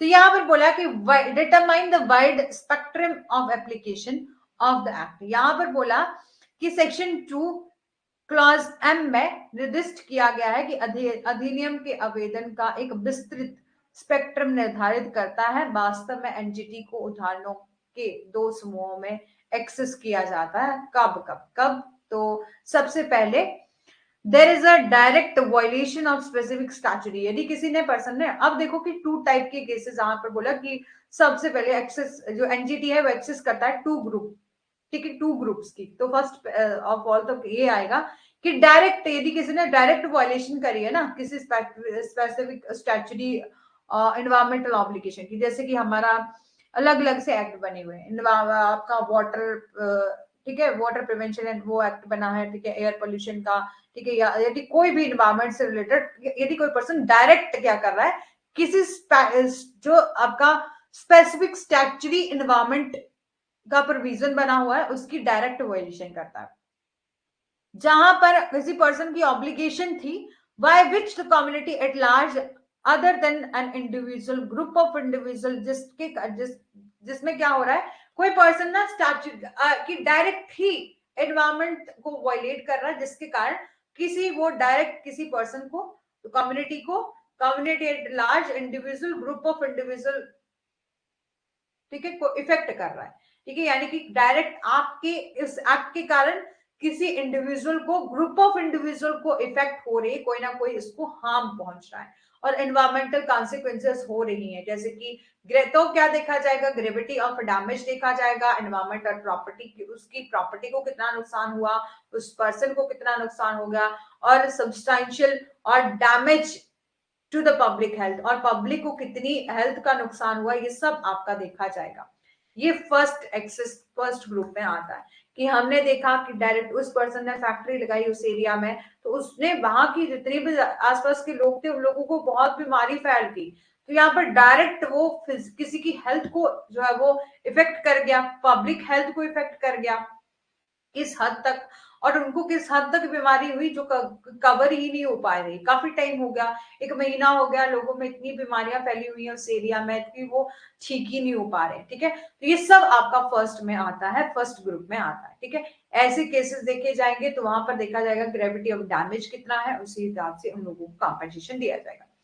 फिर in case where the environmental consequences related to the specific activity are point sources of pollution, ठीक है, उन मामलों में जहां पर्यावरण परिणाम एक विशिष्ट गतिविधि या प्रदूषण के बिंदु स्रोत से संबंधित है। ठीक है, ये आपके 2 एक्सिस आपको बता दिए। ठीक है, 2 इंस्टांस। ठीक है, एनजीटी एक्सिस कर सकता है 2 ग्रुप इन इंस्टांस। ठीक है, तो यहां पर हमने देख लिया कि हम देखेंगे कि क्या कुछ डायरेक्ट उसने वायलेशन करी है एनवायरमेंट की, जिसके कारण क्या हो गया कि उसका effect large group of people, group of individual पर पड़ा, उनकी हेल्थ पर पड़ा, ये सब हमने डिस्कस किया। उसके बाद एनवायरमेंटल की क्या, जो भी उसने एनवायरमेंट की वायलेशन करी तो उसकी क्या कुछ कॉन्सिक्वेंसेस थी, और जो कि रिलेट करती थी स्पेसिफिक एक्टिविटीज से और the point of source of pollution से। ठीक है, फिर आता है आपके पास रिलीफ और कंपनसेशन। अब मेरे को जल्दी से बताना है कि समझ आ गया, जितना हमने अभी तक किया कंप्लीट डिस्कस समझ आ गया बिल्कुल, जो भी हमने कॉन्स्टिट्यूशन देखा अपना, ठीक है, क्वालिफिकेशन देखी, कंप्लीट जितना अभी तक करवाया उतना समझ आ चुका है।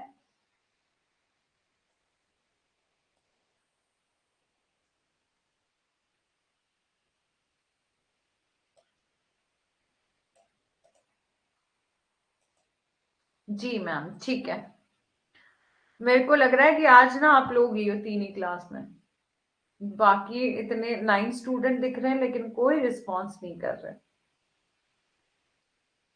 ठीक है, चलो कोई बात नहीं। ठीक है, फिर आता है आपके पास रिलीफ, कंपनसेशन एंड रेस्टिट्यूशन। ठीक है, कि राहत, मुआवजा और क्षतिपूर्ति किस तरह से की जाएगी। सेक्शन 15 प्रोवाइड करता है ट्रिब्यूनल में बाय एन ऑर्डर प्रोवाइड। ठीक है, यहाँ पर बोला कि सेक्शन 15 में प्रावधान दिए गए हैं कि ट्रिब्यूनल एक आदेश के द्वारा प्रदान कर सकता है, कि ट्रिब्यूनल ऑर्डर कर सकता है किस चीज का, रिलीफ देने का। ठीक है, रिलीफ एंड कंपनसेशन। ठीक है, कंपनसेशन ऑफ विक्टिम, जिन भी लोगों को एनवायरमेंट से कुछ इफेक्ट हुआ, जैसे कि हमने बात करी एग्जांपल कब का हम ले रहे हैं बार बार, की कोई फैक्ट्री लगा दी जिसके कारण, जैसे हमने कल भी एक केस डिस्कस किया था, जो चमड़े का उद्योग लगाया है जहां पर पानी का पूरा जो एक प्राइमरी सोर्स था वाटर कंज्यूम करने के लिए, उसको पूरा ही पूरा गंदा कर दिया है, आसपास के लोग बीमार हो रहे हैं, तो वो किस हद तक उनको इफेक्ट कर गया है और उनको कितना कंपनसेशन दिया जाएगा, ये ट्रिब्यूनल ऑर्डर करेगा। सबसे पहले सेक्शन 15 में दिया गया है, ये बोला कि pollution, victim of a pollution and other environmental damage arising under the enactment specified, कहां पर स्पेसिफाइड करी है, शेड्यूल 1 में जो है वो स्पेसिफाइड करी गई है, जिसमें including accidental occurring while handling any hazards substance, ये सब कुछ जो है वो आता है। ठीक है, फिर है आपका for restitution of property damage, की जो भी प्रॉपर्टी डैमेज हुई है उसकी हम क्षतिपूर्ति करेंगे, क्षतिपूर्ति जो है वो करेंगे। ठीक है, सेकंड थर्ड आता है सी, रेस्टिट्यूशन ऑफ एनवायरमेंट, कि जो भी एनवायरमेंट पर इफेक्ट हुआ है तो हम उसकी भी क्षतिपूर्ति करेंगे, उसका भी जो है वो, उसको भी जो है वो, उसकी भी क्षतिपूर्ति करेंगे। फॉर सच एरिया, जिस भी एरिया को नुकसान हुआ है, ठीक है, उसकी भी क्षतिपूर्ति करेंगे। अदर ट्रिब्यूनल में थिंक, फिर जिस तरीके से भी ट्रिब्यूनल को लगता है कि किस तरीके से उसको रिलीफ दिया जा सकता है, इन एडिशन की relief paid payment under the public liability insurance act 1991। जल्दी से मेरे को यहाँ पर आंसर देना है, ये पब्लिक लायबिलिटी इंश्योरेंस एक्ट हमने कौन से सेशन में, कौन से टॉपिक के साथ डिस्कस किया था, जहां पर हमने एनवायरमेंट की भी बात देखी थी। ठीक है, जल्दी से मेरे को बताना, फिर मैं बताऊंगी यदि नहीं हुआ तो। ठीक है, फिर है आपका no application for grant any compensation relief restitution of property environment under this section shall be entertained by the tribunal unless it is made within the period of 5 year. ठीक है, ऐसा है कि यदि आपने 5 साल बीत गए, आज तक आपने मुआवजे के लिए क्लेम नहीं किया, तो जब ये 5 साल खत्म हो जाएंगे तो आप जो है वो उसकी आपकी एप्लीकेशन को जो है वो स्वीकार नहीं किया जाएगा। ठीक है, कि एप्लीकेशन को जो है वो एक्सेप्ट नहीं किया जाएगा यदि 5 साल से ज्यादा टाइम हो गया है तो। ठीक है, और ना ही आपको कॉम्पनसेशन दिया जाएगा। ठीक है, date on which the cause और for such compensation relief first arise. ठीक है, तो यहाँ पर बोला कि further period not exceeding the 60 days the law the sufficient cause, यदि फिर भी आप जो है वो सफिशिएंट कॉज दे देते हो, ठीक है, तो आपको 60 डेज का टाइम दिया जाएगा, 60 डेज से ज्यादा जो है वो टाइम नहीं दिया जाएगा। अब देखो 65 ईयर ऑलरेडी दे दिए गए हैं, तो इससे ज्यादा क्या है किसी के पास टाइम चाहिए वैसे तो, है ना। लेकिन देखो पब्लिक, ये हमने public insurance public liability insurance act discuss किया था जब हम लॉ ऑफ टॉर्ट में एब्सोल्यूट लायबिलिटी डिस्कस कर रहे थे, तो हमने ये देखा था कि एब्सोल्यूट लायबिलिटी में बोला जाता है यदि आप हजार्डस फैक्ट्री आपने लगाई है, वहां पर यदि किसी को नुकसान हो जाता है तो भले आपकी गलती है नहीं है, लेकिन आपकी वहां पर लायबिलिटी बनती है। और पब्लिक लायबिलिटी इंश्योरेंस एक्ट जो है वो प्रोवाइड करता है जो भी वर्कर है उनको इमीडिएट रिलीफ देने के लिए। ठीक है, तो यहाँ पर भी ये बात देखी कि यदि किसी को एनवायरमेंट से रिलेटेड कोई प्रॉब्लम हो जाती है तो ट्रिब्यूनल ऑर्डर कर सकता है कि आप पे करो, payable under the public liability insurance act, कि आप इमीडिएट यहाँ पर उनको रिलीफ प्रोवाइड करो, कॉम्पनसेशन दो। ठीक है, चलो यही बात हमने देख ली कि 5 ईयर तक जो है वो नहीं दी जाती एप्लीकेशन, तो उसको एक्सेप्ट नहीं किया जाएगा। यदि आप सफिशिएंट कॉज दे देते हो तो उसको 60 डेज में जो है वो अलग से जो है वो पीरियड मिल सकता है उसको। ठीक है, सफिशिएंट कॉज दे देते हो तो। ठीक है, फिर है आपका एपिलेट जुरिस्डिक्शन। ठीक है, tribunal best best the appellate jurisdiction under section 16। यहां पर बोला कि ट्रिब्यूनल धारा 16 के तहत अपील अधिकार क्षेत्र के साथ निहित है। ठीक है, और ये बोला appeal must be filed before the tribunal within 30 days. ठीक है, from the date of order. ठीक है, जो भी आपको ऑर्डर मिला है, यानी कि आप जो है वो किस अपील कर रहे हो, तो अपील आपकी विद इन 30 डेज में जो है वो की जाएगी। ठीक है, और अनदर डे जहां पर बोला a decision determination was communicated to the aggrieved party। जिस दिन भी आपको डिसीजन मिला है, जिस दिन भी आपको पता चला कि मेरे खिलाफ ये डिसीजन हो गया है, यानी कि जिस दिन भी आपको सूचित किया जाता है। ठीक है, और ज्यादातर हम जो है वो ये 30 डेज कब लेते हैं, जब आपको ऑर्डर की कॉपी मिल जाती है, जो नकल एजेंसी से, आपने आपके साइड पता नहीं क्या बोलते हैं लेकिन नकल एजेंसी बोलते हैं। ठीक है, नकल एजेंसी में जिसमें कॉपी ऑफ ऑर्डर मिलता है, जिस दिन आपको ऑर्डर रिसीव हो गया, जिस दिन से आप 30 डेज के अंदर क्या करोगे, अपील करोगे। ठीक है, अनदर 60 डे में be given a sufficient cause, वही कि यदि आप जो है वो सफिशिएंट कॉज दे देते हो तो 60 डे और दिए जा सकते हैं। ठीक है, फिर सेक्शन 18 में बोला ओपन लोकस स्टैंडी। ठीक है, स्टैंडी, ठीक है, हैज बीन एस्टैब्लिश्ड कि ओपन लोकस स्टैंडी स्थापित किया गया है जो सुलभ पर्यावरणीय न्याय बनाने के उद्देश्य को प्राप्त करता है। ठीक है, which achieve the objective of creating accessible environmental justice. ठीक है, ताकि हम एक्सेस कर सकें किसको, एनवायरमेंट जस्टिस को।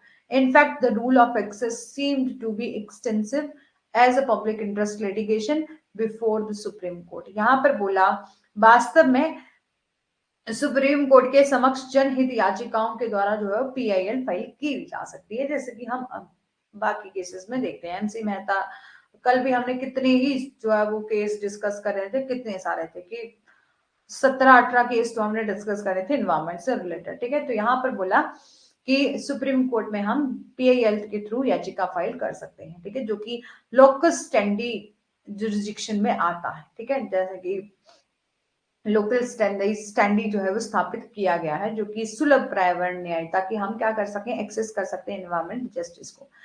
यहाँ पर बोला पब्लिक इंटरेस्ट लिटिगेशन वही की फाइल किया जा सकता है। फिर clause E of section 18 clause 2 में देखो, सेक्शन 18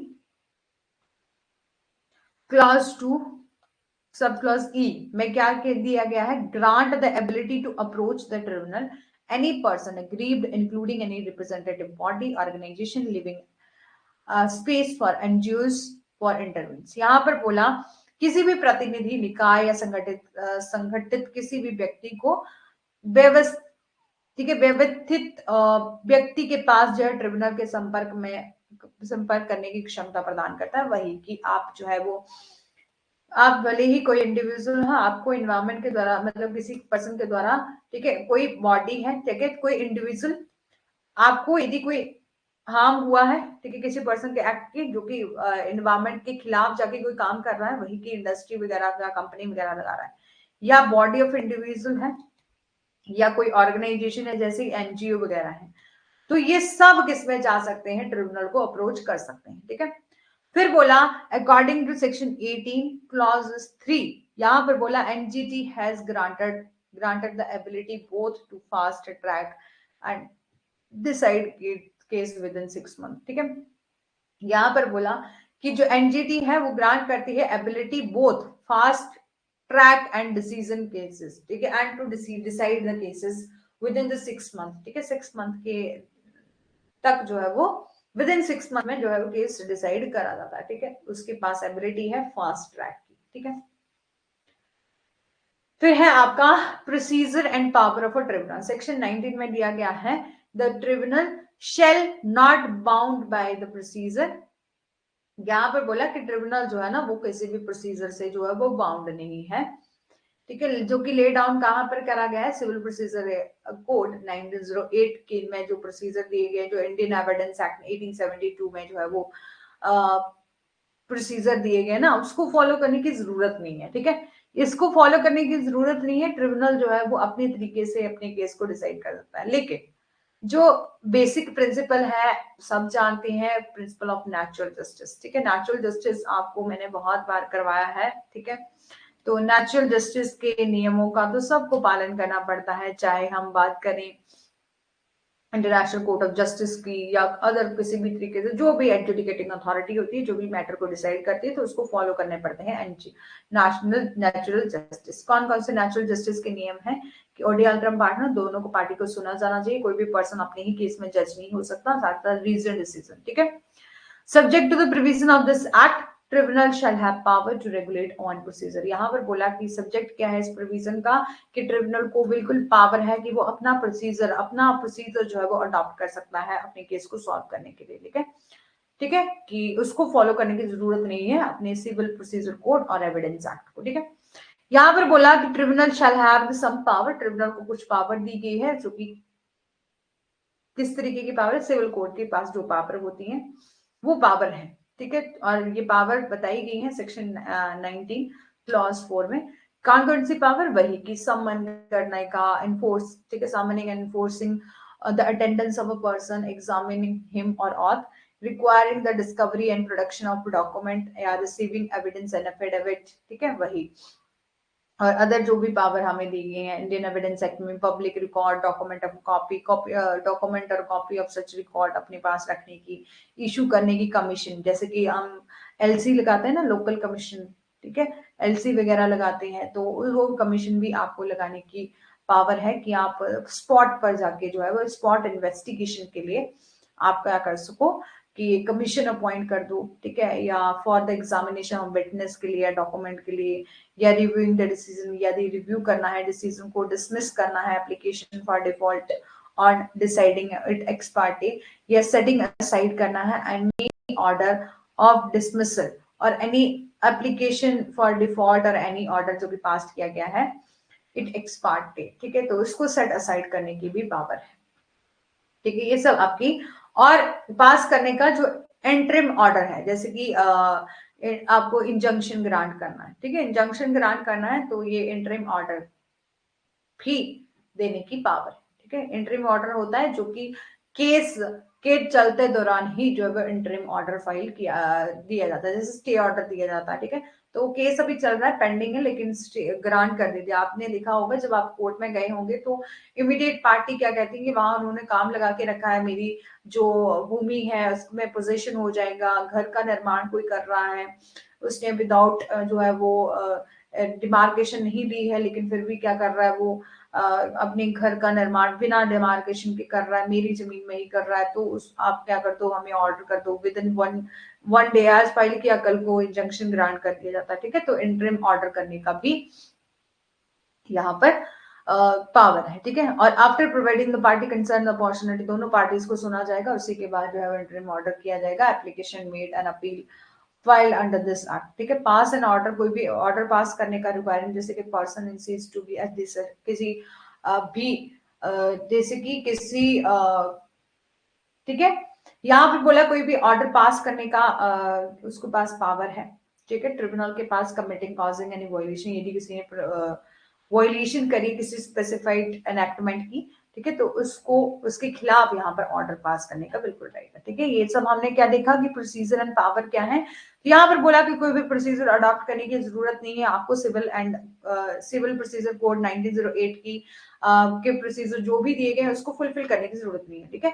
लेकिन आपको फॉलो करने पड़ेंगे क्या, बेसिक जो हमारे नेचुरल जस्टिस के नियम है उनका तो पालन करना पड़ेगा, प्रिंसिपल ऑफ नेचुरल जस्टिस। साथ ही साथ बोला ट्रिब्यूनल जो है वो अपनी रेगुलेशन, अपनी ऑन प्रोसीजर जो है स्टैब्लिश कर सकता है, ठीक है, वो फॉलो कर सकता है। लेकिन सिविल कोर्ट के पास जो जो पावर है ना वो उनको भी दी गई है, जैसे किसी किसी को सम्मन करना है, बुलाना है, ठीक है, या तो आपको discovery and production of document करना है, रिसीव करना है एविडेंस, ठीक है, और आपको कोई भी रिकॉर्ड अपने पास रखना है, इशू करना है कमीशन, ठीक है, या एग्जामिनेशन विटनेस के लिए रिव्यू करना है, डिसीजन डिसमिसल ऑन एप्लीकेशन, ठीक है, ये सब interim order.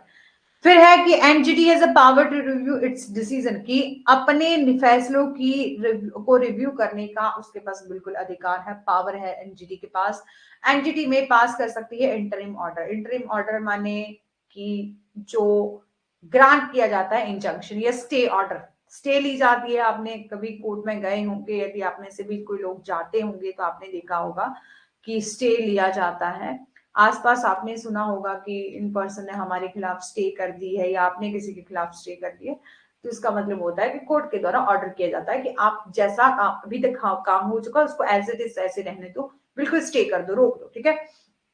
Provide a party concerned the opportunity with an opportunity to be heard or on any application made appeal filed under this act, ठीक है। यहाँ पर बोला कि दोनों पार्टी को अवसर दिया जाएगा और अब आवेदन करने के बाद दोनों पार्टीज को अपॉर्चुनिटी दी जाएगी सुनवाई की, और उसके बाद जो है वो इंजंक्शन का ऑर्डर जो है ग्रांट कर दिया जाएगा।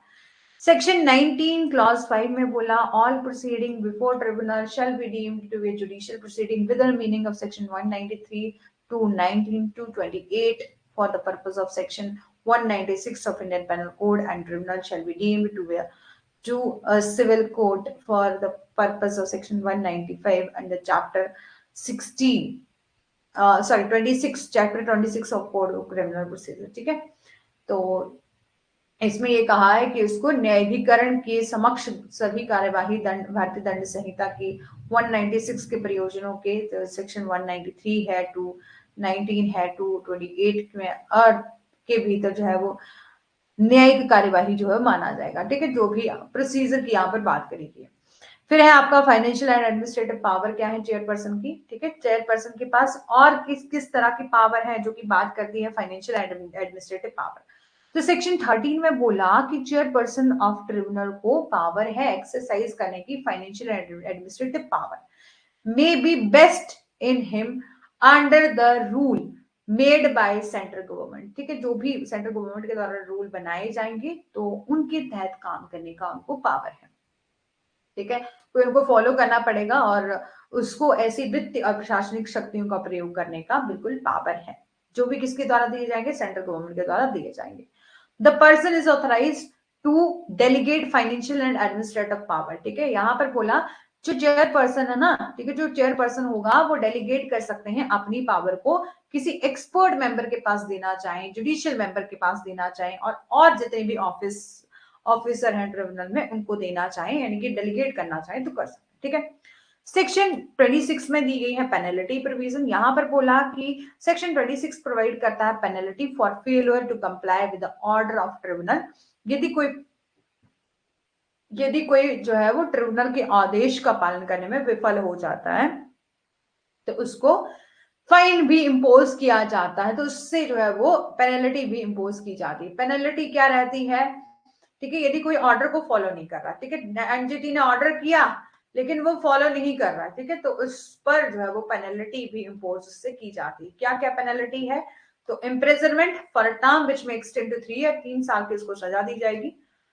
विद फाइन, फाइन दिया जाएगा, कितना फाइन लिया जाएगा, कितना, 10 करोड़ रुपीस तक एक्सटेंड कर सकता है। देखो कि कोई पर्सन, अब देखो कि जितना बड़ा मामला होगा उतना बड़ा आपको फाइन देना पड़ेगा। यदि किसी ने फैक्ट्री वगैरह लगाई है या और अदर कोई और जैसे कि कोई इंडस्ट्री लगाई है, ठीक है, तो या आप कोई भी ऐसा काम कर रहे हो, ठीक है, इलीगल माइनिंग का काम कर रहे हो, ठीक है, जिससे क्या हो रहा है कि बाकी आसपास के लोगों को प्रॉब्लम हो रही है, ठीक है, तो यदि आप इस तरह का काम कर रहे हो तो आपको, यदि फिर भी आपको ऑर्डर कर दिया, एनजीटी ने ऑर्डर किया नेशनल ग्रीन ट्रिब्यूनल कि आप मत करो ऐसा काम, है ना, लेकिन फिर भी वो नहीं मान रहा है, तो उसको 3 साल की सजा दी जा सकती है। और फाइन कितना दिया जा सकता है, एक्सटेंड कर सकता है 10 करोड़ तक, ठीक है, उससे कम कम तो हो सकता है लेकिन एक्सटेंड किया जा सकता है 10 करोड़ तक। With both the case, the failure of contravention continue, the additional fine up to 25,000 rupees for every day, ठीक है। देखो यदि वो फिर भी यहां तक भी उसको ऑर्डर दे दिया है कि आपको ये दिया जाएगा, आपको ये, आपसे ये पेनल्टी इंपोज करी जाएगी, लेकिन फिर भी नहीं मान रहा है ना, ठीक है, और इन स्थितियों में रहने के बावजूद भी वो नहीं मान रहा है, तो उसको 1 बाय 1 जो है वो डे बाय डे 25,000 तक का फाइन जो है वो प्लस होता रहेगा। 25,000 जो है वो एक एक दिन का 25,000 जो है वो फाइन पड़ेगा उसको, ठीक है, वो एडिशन होता रहेगा, ठीक है, समझ आ गया, ठीक है। चलो फिर है कि इन केस ऑफ कंपनी, यदि आपने किसी कंपनी से फाइन इंपोज करना है ना, तो एक्सटेंड, कंपनी के केस में किसी इंडिविजुअल पर लगा रहे हो तो 10 करोड़ तक, यदि आप किसी कंपनी पर लगा रहे हो ना तो आपको 25 करोड़ तक फाइन लगाया जा सकता है। देखो कंपनी लगाई है तो ऑब्वियसली उसके पास अच्छा खासा पैसा होगा, उसने नुकसान भी अच्छा सा किया होगा, तो उससे जो है वो कितना फाइन दिया जा सकता है, 25 करोड़ तक फाइन किया जा सकता है। और यदि वो उसको ऑर्डर भी कर दिया, उसको फाइन भी लगा दिया, लेकिन फिर भी वो नहीं मान रहा है, ना ही तो वो फाइन पे कर रहा है ना ही तो वो मान रहा है, और यदि वो फेल हो जाता है फिर भी कॉन्ट्रवेंशन कंटिन्यू रखता है, उल्लंघन जो है वो उसका कंटिन्यू रखता है, तो उसको 1 लाख का डे बाय डे, देखो 1 लाख जो है वो fine impose daily daily addition होता रहेगा, ठीक है। और फेलियर और contravention continue after conviction for the first such failure to offer contravention, ठीक है। हमने देखा इंडिविजुअल के केस में कितना था, तो आपको 10 करोड़ तक जो है वो फाइन लगाया जा सकता है, 25,000 जो है वो डे बाय डे जुड़ जाएंगे। लेकिन कंपनी के केस में यदि आपको फाइन लगाना है किसी कंपनी पर 25 करोड़ तक किया जा सकता है। और यदि आपको एक दिन ऑर्डर कर गया कि आपको जो है इस दिन पेमेंट करनी है, ठीक है, आपको इतना फाइन लगा है इस दिन पेमेंट कर देना, यदि आप फिर भी नहीं कर रहे हो तो 1 लाख जो है आपको एडिशन किया जाएगा, ठीक है, ऐड कर दिया जाएगा। यहां पर बोला कि every offence under this act shall be deemed to be non cognizable, ठीक है, तो इस अधिनियम के तहत प्रत्येक अपराध को गैर संज्ञेय जो है वो माना जाता है, ठीक है। और फिर है कि आपका बार ऑफ जुरिस्डिक्शन, सेक्शन 29 में बोला गया है कि section 29 of this act bar the jurisdiction of any civil court to entertain an appeal in respect of any matter which fall within the appellate jurisdiction or tribunal, ठीक है। अधिनियम की section 29 है, उसमें किसी भी सिविल अदालत के पास क्षेत्र को किसी भी मामले के संबंध में अपील पर विचार करने से रोकती है, जो ट्रिब्यूनल के अपील क्षेत्र में जो है वो आता है, ठीक है। Act bar the jurisdiction of any civil court to entertain an appeal in respect of any matter, जो कि फॉल होता है किसमें, अपीलेट जुरिस्डिक्शन और ट्रिब्यूनल में, ठीक है। अब है आपका, और ये लास्ट स्लाइड है, एक बार रिवाइज करवाऊंगी, फिर हमारे पास ये टाइम बच जाता है तो हम नेक्स्ट करने स्टार्ट कर देंगे जो ह्यूमन राइट का जितना पोर्शन रहेगा। यदि हम कुछ आज कर लेते हैं, कुछ कल कर लेंगे, तो कल समाप्त हो जाएगा आपका ये, ठीक है, और कंप्लीट हो जाएगा जितना भी इम्पोर्टेंट था हमारे इस यूनिट में, ठीक है। सबसेक्शन 229 सब क्लास 29, सुनो सुनो सुनो, मैं एक्स्ट्रा नहीं लूंगी, जितना टाइम है ना उतना ही करूंगी, ठीक है, इससे ज्यादा नहीं लूंगी, ठीक है, क्योंकि चलो सब सेक्शन 2 of 29 में आज वैसे भी इंटरेस्टिंग टॉपिक था नहीं, ठीक है। देखो सुनो, फिर यदि हमारा ना नेक्स्ट यूनिट जो नेक्स्ट टॉपिक है ह्यूमन राइट का, ठीक है, उसकी बहुत ज्यादा स्लाइड है और काफी इंपॉर्टेंट ही उसमें, बहुत ज्यादा नहीं है, कुछ थोड़ा बहुत देख लेते हैं ना, ठीक है।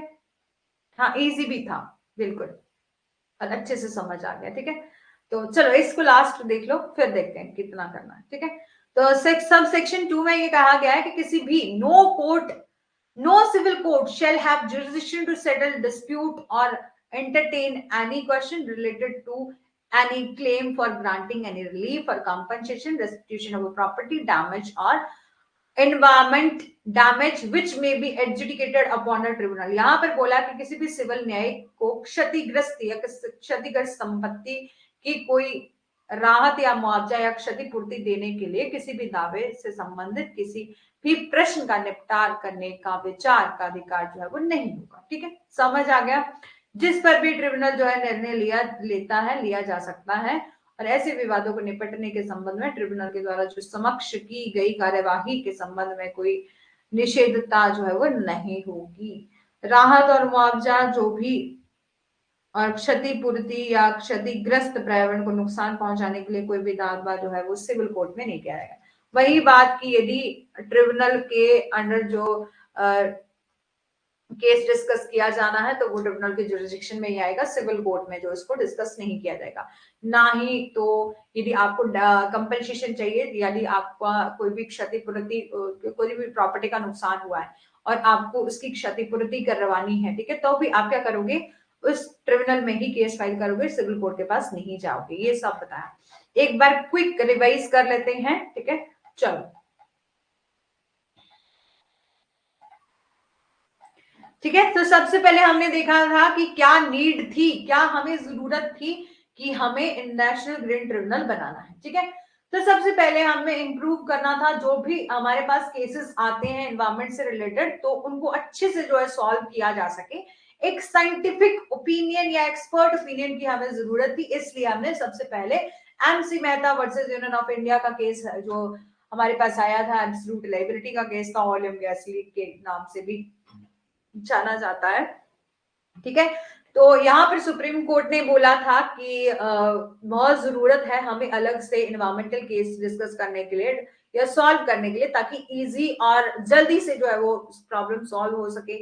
एनवायरमेंट से रिलेटेड मैटर जो है वो जल्दी से जल्दी जो है वो स्पीडी डिस्पोजल उसका हो सके, इसलिए हमें एक अलग से कोर्ट बनाने की जरूरत है, ठीक है। उसके बाद अलग से एक और केस आया, Indian council for enviro legal action versus union of India, 1996 का मामला था। इसमें बोला गया जो हम एनवायरमेंटल कोड बनाएंगे, पहले तो ऐसा मुद्दा उठाई था कि एनवायरमेंटल कोड बनाएंगे तो उसके लिए सिविल एंड क्रिमिनल जुरिस्डिक्शन उनके पास दे देंगे, ठीक है। सिविल मीन है माने कि हम इंजंक्शन ग्रांट कर रहे हैं, ठीक है, या ऑर्डर कर रहे हैं कंपनसेशन का, और साथ ही साथ क्रिमिनल जुरिस्डिक्शन में जैसे कि हमने पेनल्टी की बात लास्ट में देखी, ठीक है। उसके बाद अलग फिर एक और केस आया, AP pollution control board versus M Naidu, ठीक है। तो यहाँ पर जो हमने दूसरा केस किया था, तो यहाँ पर बोला था कि सुप्रीम कोर्ट और हाई कोर्ट ने ये बोला कि हम एक दिन डिसाइड करेंगे, एक फिक्स्ड डे होता है जैसे कि हमारी नेशनल लोक अदालत रखी, वैसे हम क्या करेंगे, एक दिन डिसाइड करेंगे जिस दिन एनवायरमेंट से रिलेटेड मैटर को डिस्कस कर लिया करेंगे, जो भी केस होंगे उसको सॉल्व कर लिया करेंगे, ठीक है।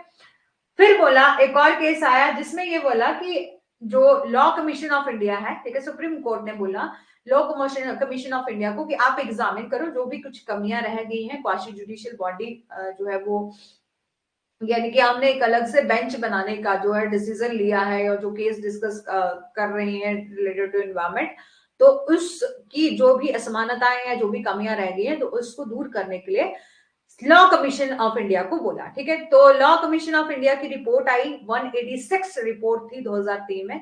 तो उसमें जो हमने एक्ट बनाए थे, environment legal tribunal act, sorry environment tribunal act 1995 या अपीलेट अथॉरिटी एक्ट 1997, इसको निरस्त कर दिया और अलग से जो है उन्होंने ओपिनियन दिया कि एक साइंटिफिक एक्सपर्ट चाहिए, जुडिशियल मेंबर चाहिए, जुडिशियल एक चेयरपर्सन चाहिए। ठीक है, और एक अलग से हम क्या बनाएंगे, अलग से कोर्ट ही बना देंगे।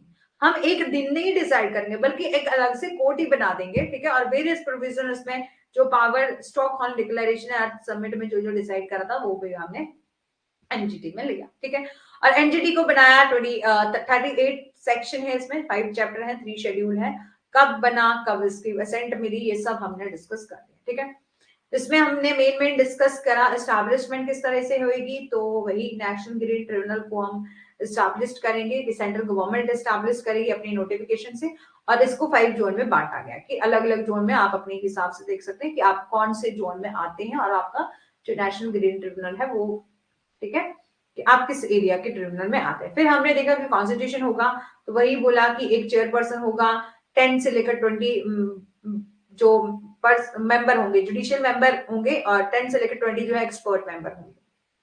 क्वालिफिकेशन देखी, जो चेयरपर्सन है उसके लिए सुप्रीम कोर्ट के जज होने चाहिए, chief justice of high court होने चाहिए, और जज और हाई कोर्ट जो जो जज होंगे ना हाई कोर्ट के, वो सिर्फ जुडिशियल मेंबर अपॉइंट होंगे। ठीक है, लेकिन chief justice of high court और जो जज ऑफ सुप्रीम कोर्ट है वो जुडिशियल मेंबर भी अपॉइंट हो सकते हैं और साथ ही साथ चेयरपर्सन भी अपॉइंट हो सकते हैं। एक्सपर्ट ओपिनियन, एक्सपर्ट मेंबर हमने देखे कि यदि हमें अपॉइंट करने हैं एक्सपर्ट मेंबर, तो उनके पास स्पेसिफिक डिग्री होनी चाहिए, स्पेशल नॉलेज होना चाहिए, और साथ ही साथ 15 ईयर का एक्सपीरियंस होना चाहिए, 5 साल का प्रैक्टिकल एक्सपीरियंस होना चाहिए।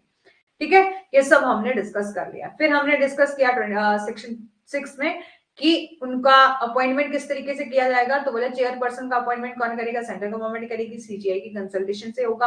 और अदर जो judicial member and expert member है, यदि आपको वो अपॉइंट करने हैं तो recommendation of the selection committee जो है वो अपॉइंट करेगी। टर्म ऑफ ऑफिस कितना रहेगा वो हमने डिस्कस कर लिया है कि सभी का जो 5 ईयर तो रहेगा। लेकिन ठीक है, मेंबर मेंबर मेंबर कितने होंगे कि देखो मेंबर कितने होंगे, 10 से लेकर 20 तक जो है वो हो सकता है। ठीक है, जो भी time to time government decide करे। ठीक है, यानी कि 10 से कम नहीं होने चाहिए और 20 से ज्यादा नहीं होने चाहिए। ठीक है, और टाइम टू टाइम जो है वो गवर्नमेंट डिसाइड कर देती है। ठीक है, जिस तरीके से भी गवर्नमेंट को लगता है, सेंट्रल गवर्नमेंट को लगता है कि अभी इन मेंबर को बढ़ाने की जरूरत है तो वो बढ़ा भी देती है। ठीक है, लेकिन मिनिमम और मैक्सिमम यहाँ पर दिए गए। ठीक है, फिर बोला कि इनके अपॉइंटमेंट कौन करेगा, तो चेयरपर्सन की अपॉइंटमेंट करेगा central government plus consultation with CGI. ठीक है, एंड एक्सपर्ट मेंबर और जुडिशियल मेंबर की अपॉइंटमेंट कौन करेगा, सिलेक्शन कमेटी करेगी। ठीक है, फिर हमने देखा कि टर्म ऑफ ऑफिस कितना रहेगा, तो एक तो बोला कि 5 ईयर तो रहेगा रहेगा। ठीक है, 5 ईयर तो रहेगा रहेगा। इसके अलावा यदि कोई पर्सन आपने ऐसा अपॉइंट किया है, चाहे जुडिशियल मेंबर है, नहीं ब्रजेश जी, आप तो ऐसे लग रहा था कि सो गए हैं क्लास ऑन करके, है ना? सच में आप लोग कितनी देर के बोले ही नहीं रहे हो, कब की मैं थक गई इतना जोर जोर से चिल्ला चिल्ला के, लेकिन आप लोगों ने कोई रिस्पॉन्स नहीं दिया। हाँ, अब आए, बड़े आए, है ना? चलो चलो कोई बात नहीं, ठीक है, मजाक से परे, लेकिन ठीक है। तो 5 ईयर तो होगा ही होगा। साथ ही साथ हमने बोला कि उसको री अपॉइंट नहीं किया जाएगा, और यदि एक ऐसा पर्सन है जिसको जज of the supreme court and जज, ठीक है, जज ऑफ द सुप्रीम कोर्ट या उस, और जज ऑफ द सुप्रीम कोर्ट आपने चेयरपर्सन अपॉइंट किया, जुडिशियल मेंबर अपॉइंट करा है, तो वो 70 ईयर से ज्यादा जो है वो होल्ड नहीं कर सकता ऑफिस। ठीक है, और यदि किसी पर्सन को chief justice of high court appoint करा है, यदि कोई पर्सन है जो कि chief justice of high court है, उसको हमने मेंबर अपॉइंट करा है, जुडिशियल मेंबर या चेयरपर्सन, तो उसकी एज जो है वो 67 ईयर्स से ज्यादा नहीं होनी चाहिए, इससे कम ही, मतलब जब 67 हो जाएगी तो वो अपने ऑफिस से उसको मतलब रिटायर कर दिया जाएगा। ठीक है, और एक्सपर्ट मेंबर का हमने देखा था 65 ईयर। ठीक है, चलो रेजिग्नेशन एंड रिमूवल हमने देख लिया। रेजिग्नेशन किसको देंगे, सेंट्रल गवर्नमेंट को देंगे। ठीक है, ग्राउंड्स देख लिए कौन कौन से ग्राउंड है कि वो इंसॉल्वेंट डिक्लेयर हो जाता है, मॉरल टर्प्यूट के खिलाफ जगह कोई काम करता है, फिजिकली मेंटली डिसेबल हो जाता है या इनकेपेबल हो जाता है।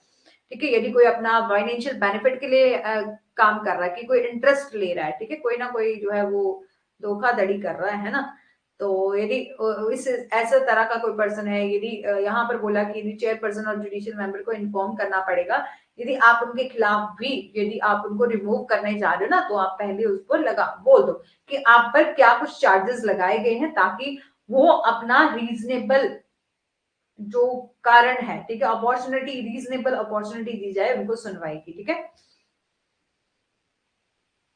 ठीक है, सैलरीज, ठीक है, सैलरी हमने देख ली, जो भी गवर्नमेंट डिसाइड करेगी टाइम टू टाइम, फिक्स कुछ नहीं है, गवर्नमेंट डिसाइड करेगी, सेंट्रल गवर्नमेंट। ठीक है, जुरिस्डिक्शन पावर, डिस्प्यूट सेटलमेंट की पावर दी गई है। ठीक है, रिलीफ, कंपनसेशन, रेस्टिट्यूशन, ये सब हमने डिस्कस कर लिया है। तो एपेलेट जुरिस्डिक्शन की विद इन 30 डे में आप अपील करोगे। सेक्शन 18 में बोला है कि अचीव किया जाएगा क्रिएटिंग एक्सेसिबल एनवायरमेंटल जस्टिस, ठीक है, जिसमें आप पीआईएल के माध्यम से सीधे सुप्रीम कोर्ट में भी जा सकते हो। ठीक है, प्रोसीजर और फाइल ऑफ ठीक है, procedure and power of tribunal. तो यही कि आपको पावर है कि आप जो है आपको फॉलो करने की जरूरत नहीं है।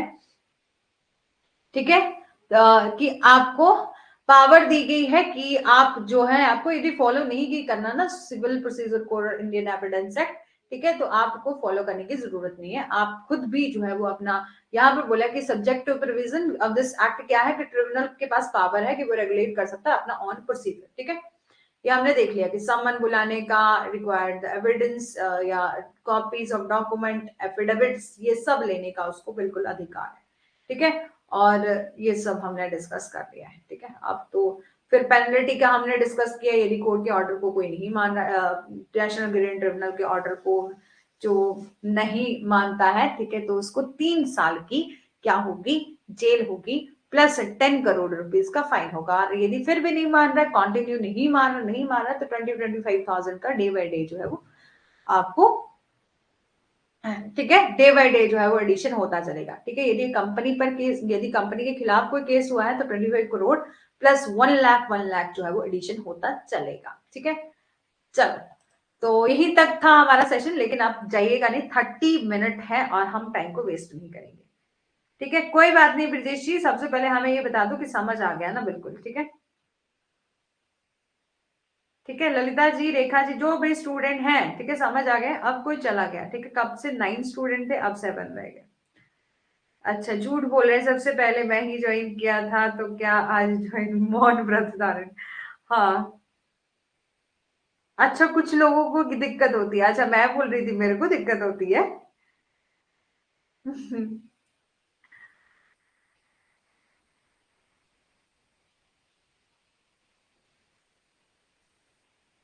क्लास की कोई छुट्टी नहीं हुई है ना, स्वर्णा जी को समझ आ गया है। ठीक है, आप भी बता दो ब्रजेश जी, कोई बात नहीं, कब के आए कब के नहीं आए, लेकिन मेन मकसद है कि समझ आना चाहिए। बिल्कुल शांति से सुना होगा आज, नेशनल ग्रीन ट्रिब्यूनल बिल्कुल रट गया होगा, और बहुत अच्छे से हमने डिस्कस कर लिया। 55 स्लाइड्स थी लेकिन कंप्लीट हो गई। ठीक है, चलो कोई बात नहीं। ठीक है, शांति से हमने सुन लिया है, बहुत बढ़िया है। ठीक है, चलो, जाना नहीं है किसी को भी क्लास छोड़ के। हाँ, आज क्लास बहुत अच्छी थी विदाउट डिस्टरबेंस। ठीक है, हाँ काफी अच्छी थी। ठीक है, अब एक सेशन हो गया, अब शांति बनाए रखिएगा, कोई डाउट होगा तभी बीच में बोलिएगा। ठीक है, अब हम डिस्कस करेंगे ह्यूमन राइट लॉ। ठीक है, देखो कि इसकी ना पता कितनी स्लाइड है, 192 है। ठीक है, 92 है, तो इसलिए अच्छा रहेगा कि हम यदि हाफ आज कर लेते हैं, ताकि कल भी हमें ज्यादा जो है वो, ठीक है, तब ज्यादा हमें दिक्कत नहीं रहेगी। जैसे आज हमारा टाइम से खत्म हो गया, बिल्कुल 2 आवर की क्लास में बिल्कुल खत्म हो जाएगा। ठीक है, चलो चलो चलो चलो। अरे अरे अरे, ठीक है, वैसे तो चलो, सबसे पहले स्टार्ट कर रहे हैं हम अपना human right law, concept and development of human right. तो एमर्जेंस ऑफ ह्यूमन राइट, वहां पर बोला कि concept of human right emerge हुआ है कब, डिफरेंट डिफरेंट कंट्री में during the 17th and 18th century में। Human right law, human right में आता है कि ऐसे लॉ जो कि ह्यूमन से रिलेटेड है, जैसे कि ये सब हमारे, जैसे हमारे फंडामेंटल राइट आते हैं ना। ठीक है, अब रेखा जी, ठीक है, सुनो सुनो, ध्यान से सुन लो। ठीक है, अब बातें नहीं, ठीक है। जो भी आपके फंडामेंटल राइट है, जैसे कि राइट टू लाइफ है, पर्सनल लिबर्टी है, राइट टू फूड है, ये सब आपका ह्यूमन राइट का एक पार्ट रहता है। जो भी राइट है जो कि रिलेटेड टू द ह्यूमन है, ठीक है, वो हमारे जो भी हमारी बेसिक नीड्स को फुलफिल करते हैं वो सब हमारा ह्यूमन राइट में आता है, ठीक है। तो इस कंसेप्ट का जो मर्ज हुआ था, कब जो है ये बढ़ा था, कब उभरी थी, तो 17 और 18 सेंचुरी तक जो है वो उभरी थी। सबसे पहले इंग्लैंड में one of the earliest and, ठीक है, सुनो सुनो, ठीक है, one of the earliest and the most important instance of an official document taking about the human right, ठीक है। सबसे पहले इंग्लैंड में एक ऑफिशियल डॉक्यूमेंट दिया गया था जो कि किससे रिलेटेड था, ह्यूमन राइट से रिलेटेड था, ठीक है। और उसको हमने क्या कहा, ये मैग्ना कार्टा है, ठीक है। तो human right is a Magna carta, ठीक है। मैग्ना कार्टा जो है वो आपका फर्स्ट डॉक्यूमेंट जो है ऑफिशियल डॉक्यूमेंट दिया गया था जिसको हमने मैग्ना कार्टा कहा। Magna Carta Libertatum the great chapter of freedom, ठीक है। इस चैप्टर को जो हमने ग्रेट मैग्ना कार्टा जो हमने ऑफिशियल डॉक्यूमेंट बताया था, ठीक है, कि कहां पर, इंग्लैंड में। एक सबसे पहले बोला कि मोस्ट इंपॉर्टेंट, थोड़ा सा टेक्निकल भी रहेगा, ठीक है, थोड़ा सा टेक्निकल रहेगा, थोड़ा ध्यान से देखना है और शांति से, ठीक है। तो ये बोला कि one of the earliest and the most important instance of an official document जो है वो दिया गया था ह्यूमन राइट से रिलेटेड, जिसको हमने मैग्ना कार्टा कहा। और ये जो मैग्ना कार्टा था जिसको हमने ग्रेट चार्टर ऑफ फ्रीडम जो है वो बताया, कहां पर, इंग्लैंड के लोगों ने, ठीक है। और उन्होंने कहा ये एक रॉयल चार्टर है of right agreed by king John, ठीक है। और एक रॉयल चार्टर था जो कि एग्री किया गया था किसके द्वारा, किंग जॉन के द्वारा, कहां पर, इंग्लैंड में, बाय इंग्लैंड, ठीक है, ऑफ इंग्लैंड, ठीक है। और ये bill of right 1689 also landmark act and the constitution law, ठीक है। यहां पर बोला बिल ऑफ राइट 1689 भी इंग्लैंड के संवैधानिक कानून में एक ऐतिहासिक अधिनियम था जो कि बुनियादी नागरिक अधिकारों को निर्धारित करता था, ठीक है। एक बिल ऑफ राइट भी वो लेके आए थे अपने इंग्लैंड में, और उसमें सेट आउट किया गया था basic civil right and clarify किया था who would be next to inherit the crown, ठीक है। और इसके अलावा यूएसए में, ये सबसे पहले आपको याद रखना है कि मैग्ना कार्टा कहाँ का ऑफिशियल डॉक्यूमेंट था, तो वो इंग्लैंड का था, ठीक है, जिसको हमने ग्रेट चार्टर ऑफ फ्रीडम जो है कहा गया था, ठीक है।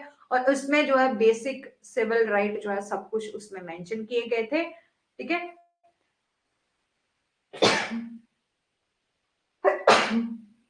सॉरी, ठीक है, बेसिक ह्यूमन राइट जो है उसमें शामिल किए थे। फिर यूएसए की बात करते हैं तो the work of England American writer and political, यहां पर बोला कि जो वहां अंग्रेजी यूएसए में जब हम बात करते हैं तो अमेरिकी लेखक और राजनीतिक पेम्फलेटर थॉमस पेन, ठीक है, 1737 से लेकर 1809 के कार्यों में अमेरिकी औपनिवेशीवादियों को की स्वतंत्रता की इच्छा को बढ़ावा देने में मदद करी, ठीक है।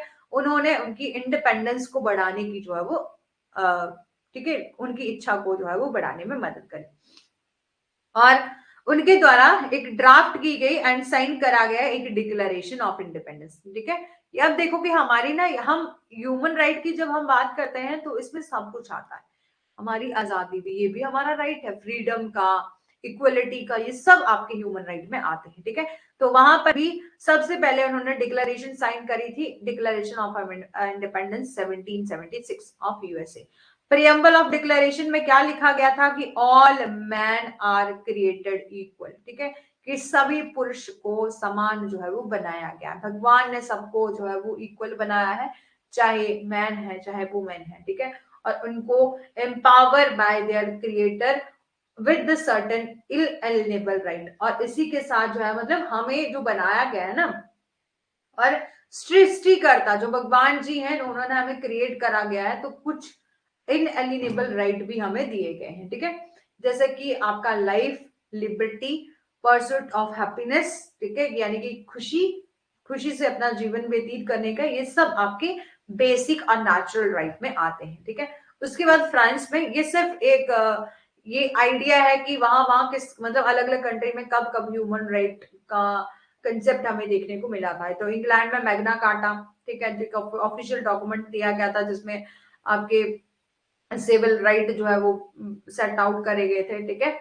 फिर यूएसए में अब बात करते हैं फ्रांस में, तो यहाँ पर बोला कि 26 अगस्त 1789 में फ्रांस नेशनल कॉन्स्टिट्यूट असेंबली ने इशू किया था डिक्लेरेशन बाय डस, ठीक है। यहाँ पर बोला डिक्लेरेशन ड्रो डेस ड्रो ड्रोइटस डे, ठीक है, डे एल ह्यूम, ठीक है। इन्होंने बोला कि इन्होंने डिक्लेरेशन इशू किया जो कि किससे रिलेटेड था, ऐसी डिक्लेरेशन जो कि right of man and citizen, ठीक है, कि एक नागरिक के अधिकार, नागरिकों और के अधिकारों की एक घोषणा थी, मनुष्य और नागरिकों के अधिकारों की क्या थी, एक घोषणा थी, जिसमें ये बोला गया था कि कलेक्टिव राइट की बात करी गई थी कि इंडिविजुअल विच डिफाइन कर, ये डिफाइन करता था individual and collective right at the time of French revolution, ठीक है। However, declaration of a right of man and women, of man and the citizen will of a right did not extend all natural right of a person, ठीक है। यहाँ पर slavery and ठीक है, servitude continues in neither nation extend to the full right of a woman or indigenous population, ठीक है। yes or no?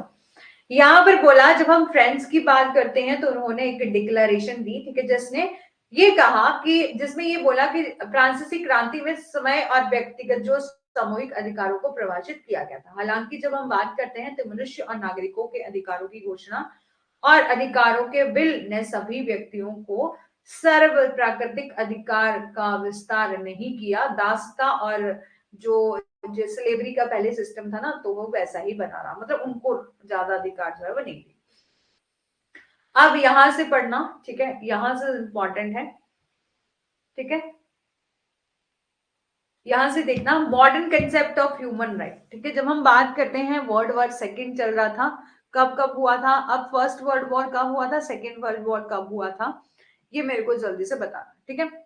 तो world war second कब हुआ था, तो 1938 से लेकर 1945 तक चला था। तो 1948 में उसके बाद वर्ल्ड वॉर सेकेंड हुआ, तो बहुत ज्यादा लोगों को बहुत दिक्कत आई, मतलब काफी ज्यादा ब्लड शेड दिखा और बहुत मतलब लोगों की इतनी ज्यादा डेथ हो गई थी, इतना बुरी हालत थी। तो उस टाइम जो है हम 1948 में वर्ल्ड वॉर के बाद एक जो member of state of United nation है उसने ड्राफ्ट करा UN universal declaration of human right, UDHR जो है वो हमने ड्राफ्ट करा, ठीक है, वर्ल्ड वॉर सेकेंड आने के बाद 1948 में, ठीक है। हमने जो मेंबर ऑफ यूनाइटेड नेशन के मेंबर थे, यूएन नेशन के जो मेंबर थे, उन्होंने ड्राफ्ट करा था United nation universal declaration of human right, UDHR.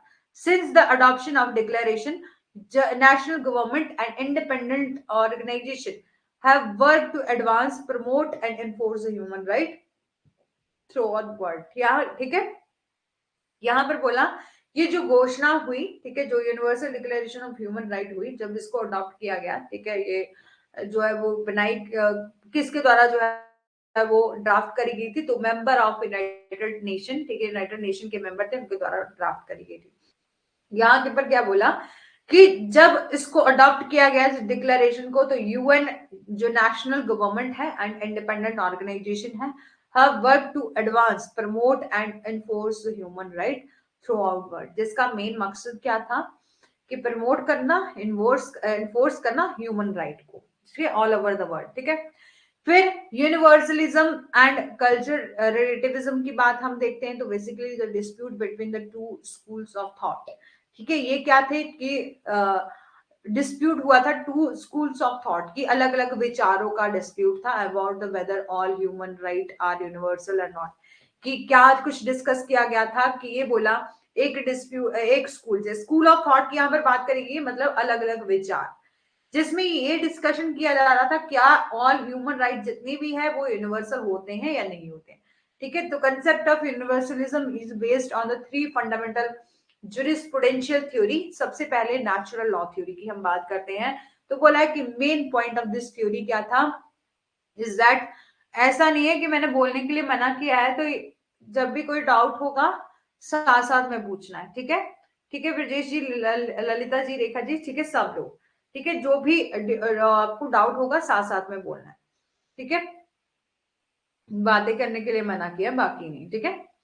तो सबसे पहले मेन पॉइंट ऑफ क्या था इस थ्योरी का, is that a natural law is standing above the man made positive law and define the inalienable human right which are necessary for all nation state. यहां पर बोला कि जो नेचुरल लॉ थ्योरी है, इस सिद्धांत का मुख्य बिंदु यह है कि प्राकृतिक कानून एक मानव निर्मित और सकारात्मक कानून पर खड़ा है, ठीक है? यह जो है वो जो मानवाधिकारों को परिभाषित करता है जो राष्ट्र राज्य के लिए आवश्यक है, ठीक है?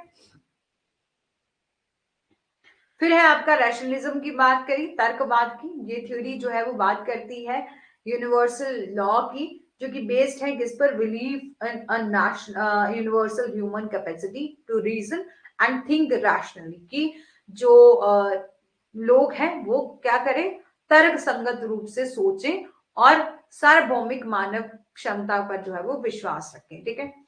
फिर है आपका रैशनलिज्म, ठीक है, थ्योरी ऑफ पॉजिटिविज्म की। थ्योरी ऑफ पॉजिटिविज्म की जब हम बात करते हैं तो यहाँ पर बोला है कि यह सिद्धांत सार्वभौमिक मानवाधिकारों के अस्तित्व को दर्शाता है, ठीक है? ये जो बोथ नेचुरल लॉ थ्योरी है, थ्योरी ऑफ नेशनलिज्म, या consider the universal right not to depend on the culture diversity and special, ठीक है, स्पेशलिटी। यहाँ पर बोला जो प्राकृतिक कानून सिद्धांत है या तर्कवाद के सिद्धांत है, दोनों सार्वभौमिक मानवाधिकारों को सांस्कृतिक विविधताओं और विशिष्टताओं पर निर्भर जो है वो नहीं मानते। थ्योरी ऑफ पॉजिटिविज्म की बात देखी तो इसमें बोला कि जो थ्योरी है demonstrate the existence of universal human right, nothing the acceptance and ratification of human right instrument by vast majority of state regardless their the cultural background, ठीक है? यहाँ पर बोला यह सिद्धांत जो है सार्वभौमिक मानवाधिकारों के अस्तित्व को दर्शाता है, जो कि उनकी सांस्कृतिक पृष्ठभूमि के प्रवाह किए बिना राज्य के विशाल बहुमत पर जो है वो मानवाधिकार उपकरणों की स्वीकृति और अनुसमर्थन पर ध्यान देता है, ठीक है? ऐसा प्रतीत होता है कि जो सार्वभौमिकता है, यूनिवर्सलिज्म है, ठीक है, हमने यही बात देख रहे हैं कि जो ह्यूमन राइट है क्या वो यूनिवर्सली, ठीक है, क्या वो यूनिवर्सल होने चाहिए या नहीं होने चाहिए, यही हम देख रहे हैं ना कि ये एक यूनिवर्सल है। ह्यूमन राइट क्या है, यूनिवर्सल होते हैं, मतलब सार्वभौमिक होने चाहिए या नहीं होने चाहिए, वही हम देख रहे हैं, ठीक है?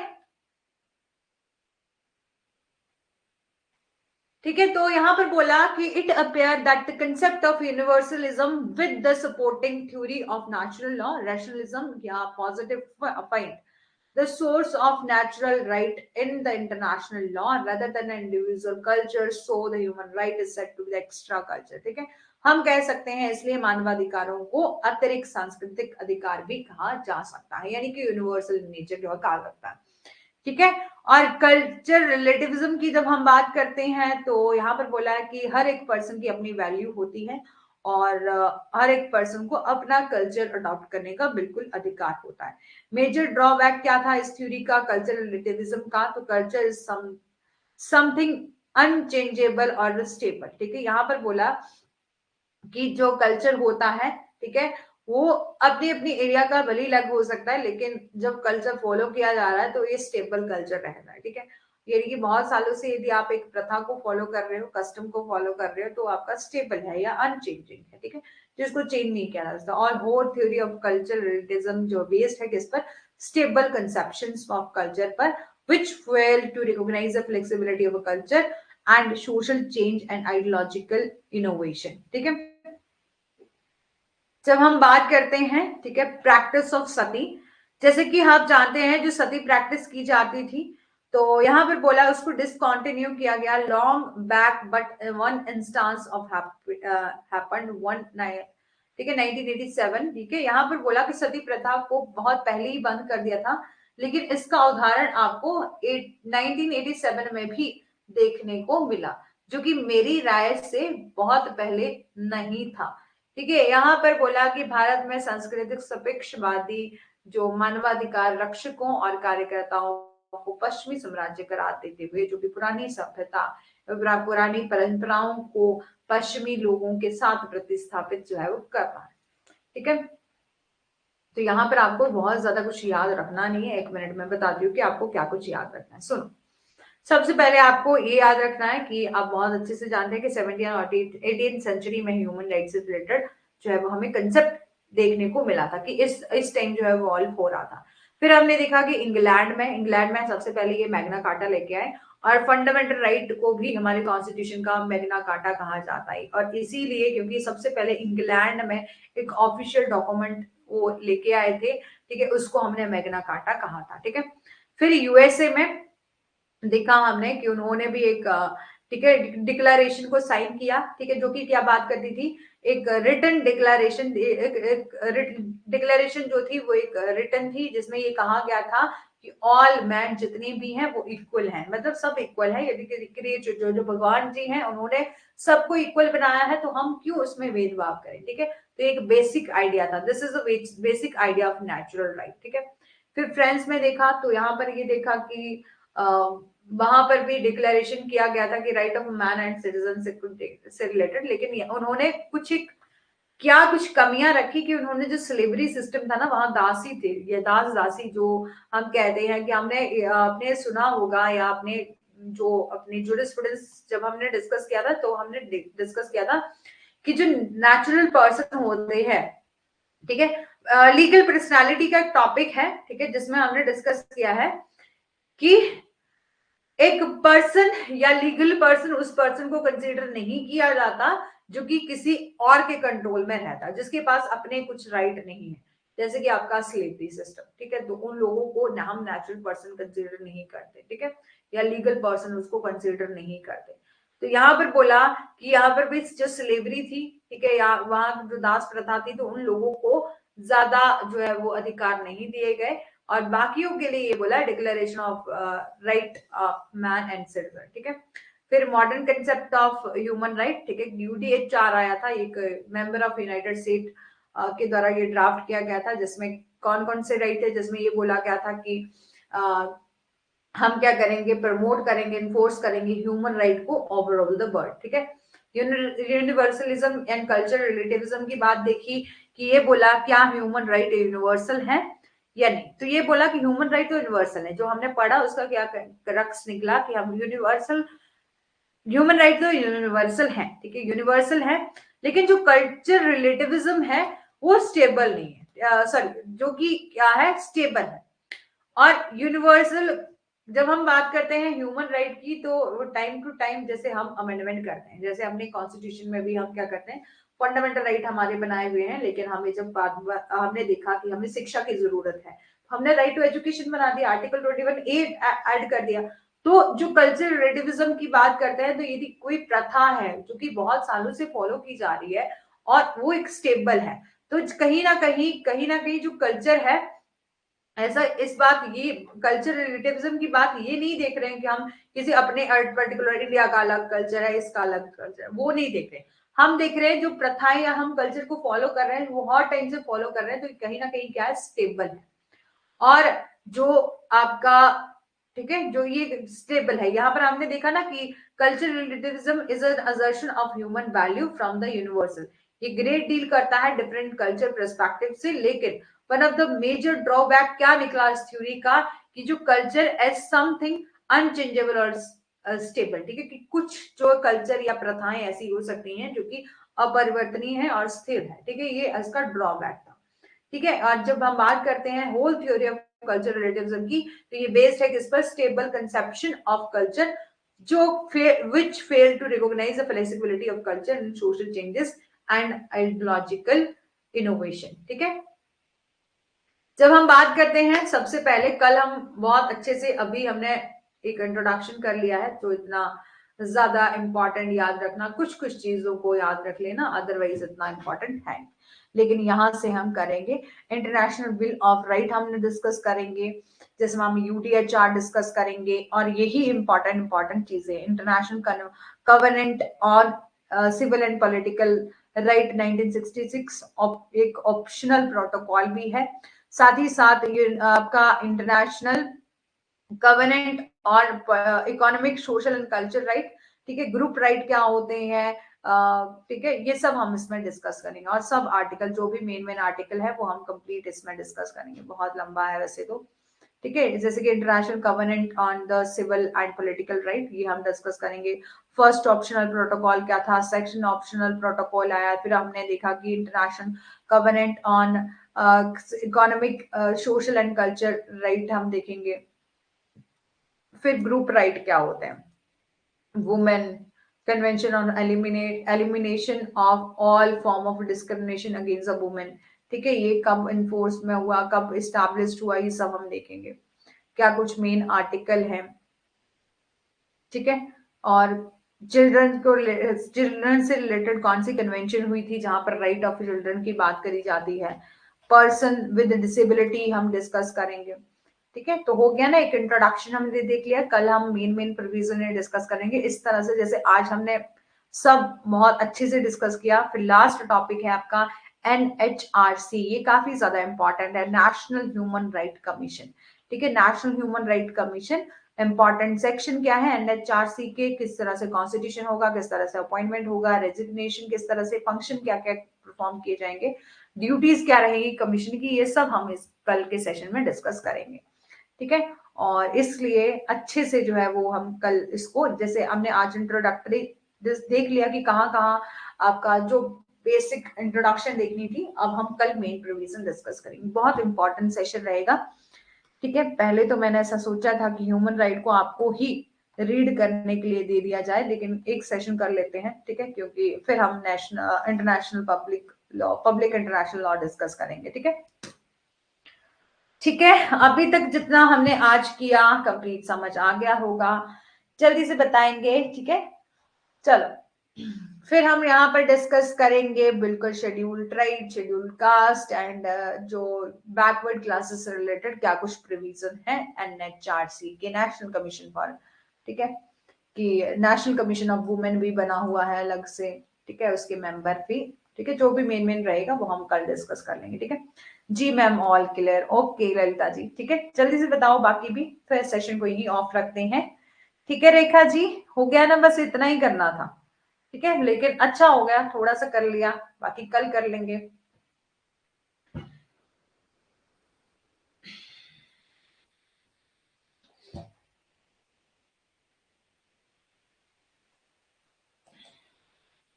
टेस्ट, मॉक टेस्ट तो डल रहे हैं, ठीक है, मैंने देखा नहीं, लेकिन मॉक टेस्ट तो आपके, अच्छा पॉल से देखो कि हमारे, यदि जो मेरे यानी कि मैंने जो क्लासेस लेनी है वो किस तरह से लेनी है, अभी जहां आंसर ना दिखे, आप अपने ऐप को ओपन देखेंगे, आप अपने ऐप को ओपन करेंगे ना, तो वहां मॉक टेस्ट प्रोवाइड किए जा रहे हैं, ठीक है, पेपर 1 के भी और पेपर 2 के भी, तो मॉक टेस्ट लगा लिया करो, ठीक है। और सर तो डालते रहते हैं, व्हाट्सएप ग्रुप में भी डालते हैं, टेलीग्राम में भी डालते रहते हैं, तो वो देख लिया करो, ठीक है। और जो हम क्लास करवाएंगे, यदि मेरी जो रिस्पॉन्सिबिलिटी है वो मैं किस तरह से करवाऊंगी, जैसे कि आपका सिलेबस खत्म हो गया, 3 दिन आपकी रिवीजन करवाई जाएगी, ठीक है, जो भी 10 डेज में रिवीजन हो जाएगी, ठीक है। और बाकी आपके MCQ ही डिस्कस करेंगे, बिल्कुल, ठीक है। MCQ PYQ यही हम डिस्कस करेंगे, जो भी इंपॉर्टेंट रहते हैं। और उससे पहले हम एक सेशन करेंगे इंपॉर्टेंट सेक्शन केस लॉस का, ठीक है। Okay, thank you. अभी कल मिलते हैं अपनी इसी क्लास में, कल हम ह्यूमन राइट कंप्लीट डिस्कस करेंगे, ठीक है।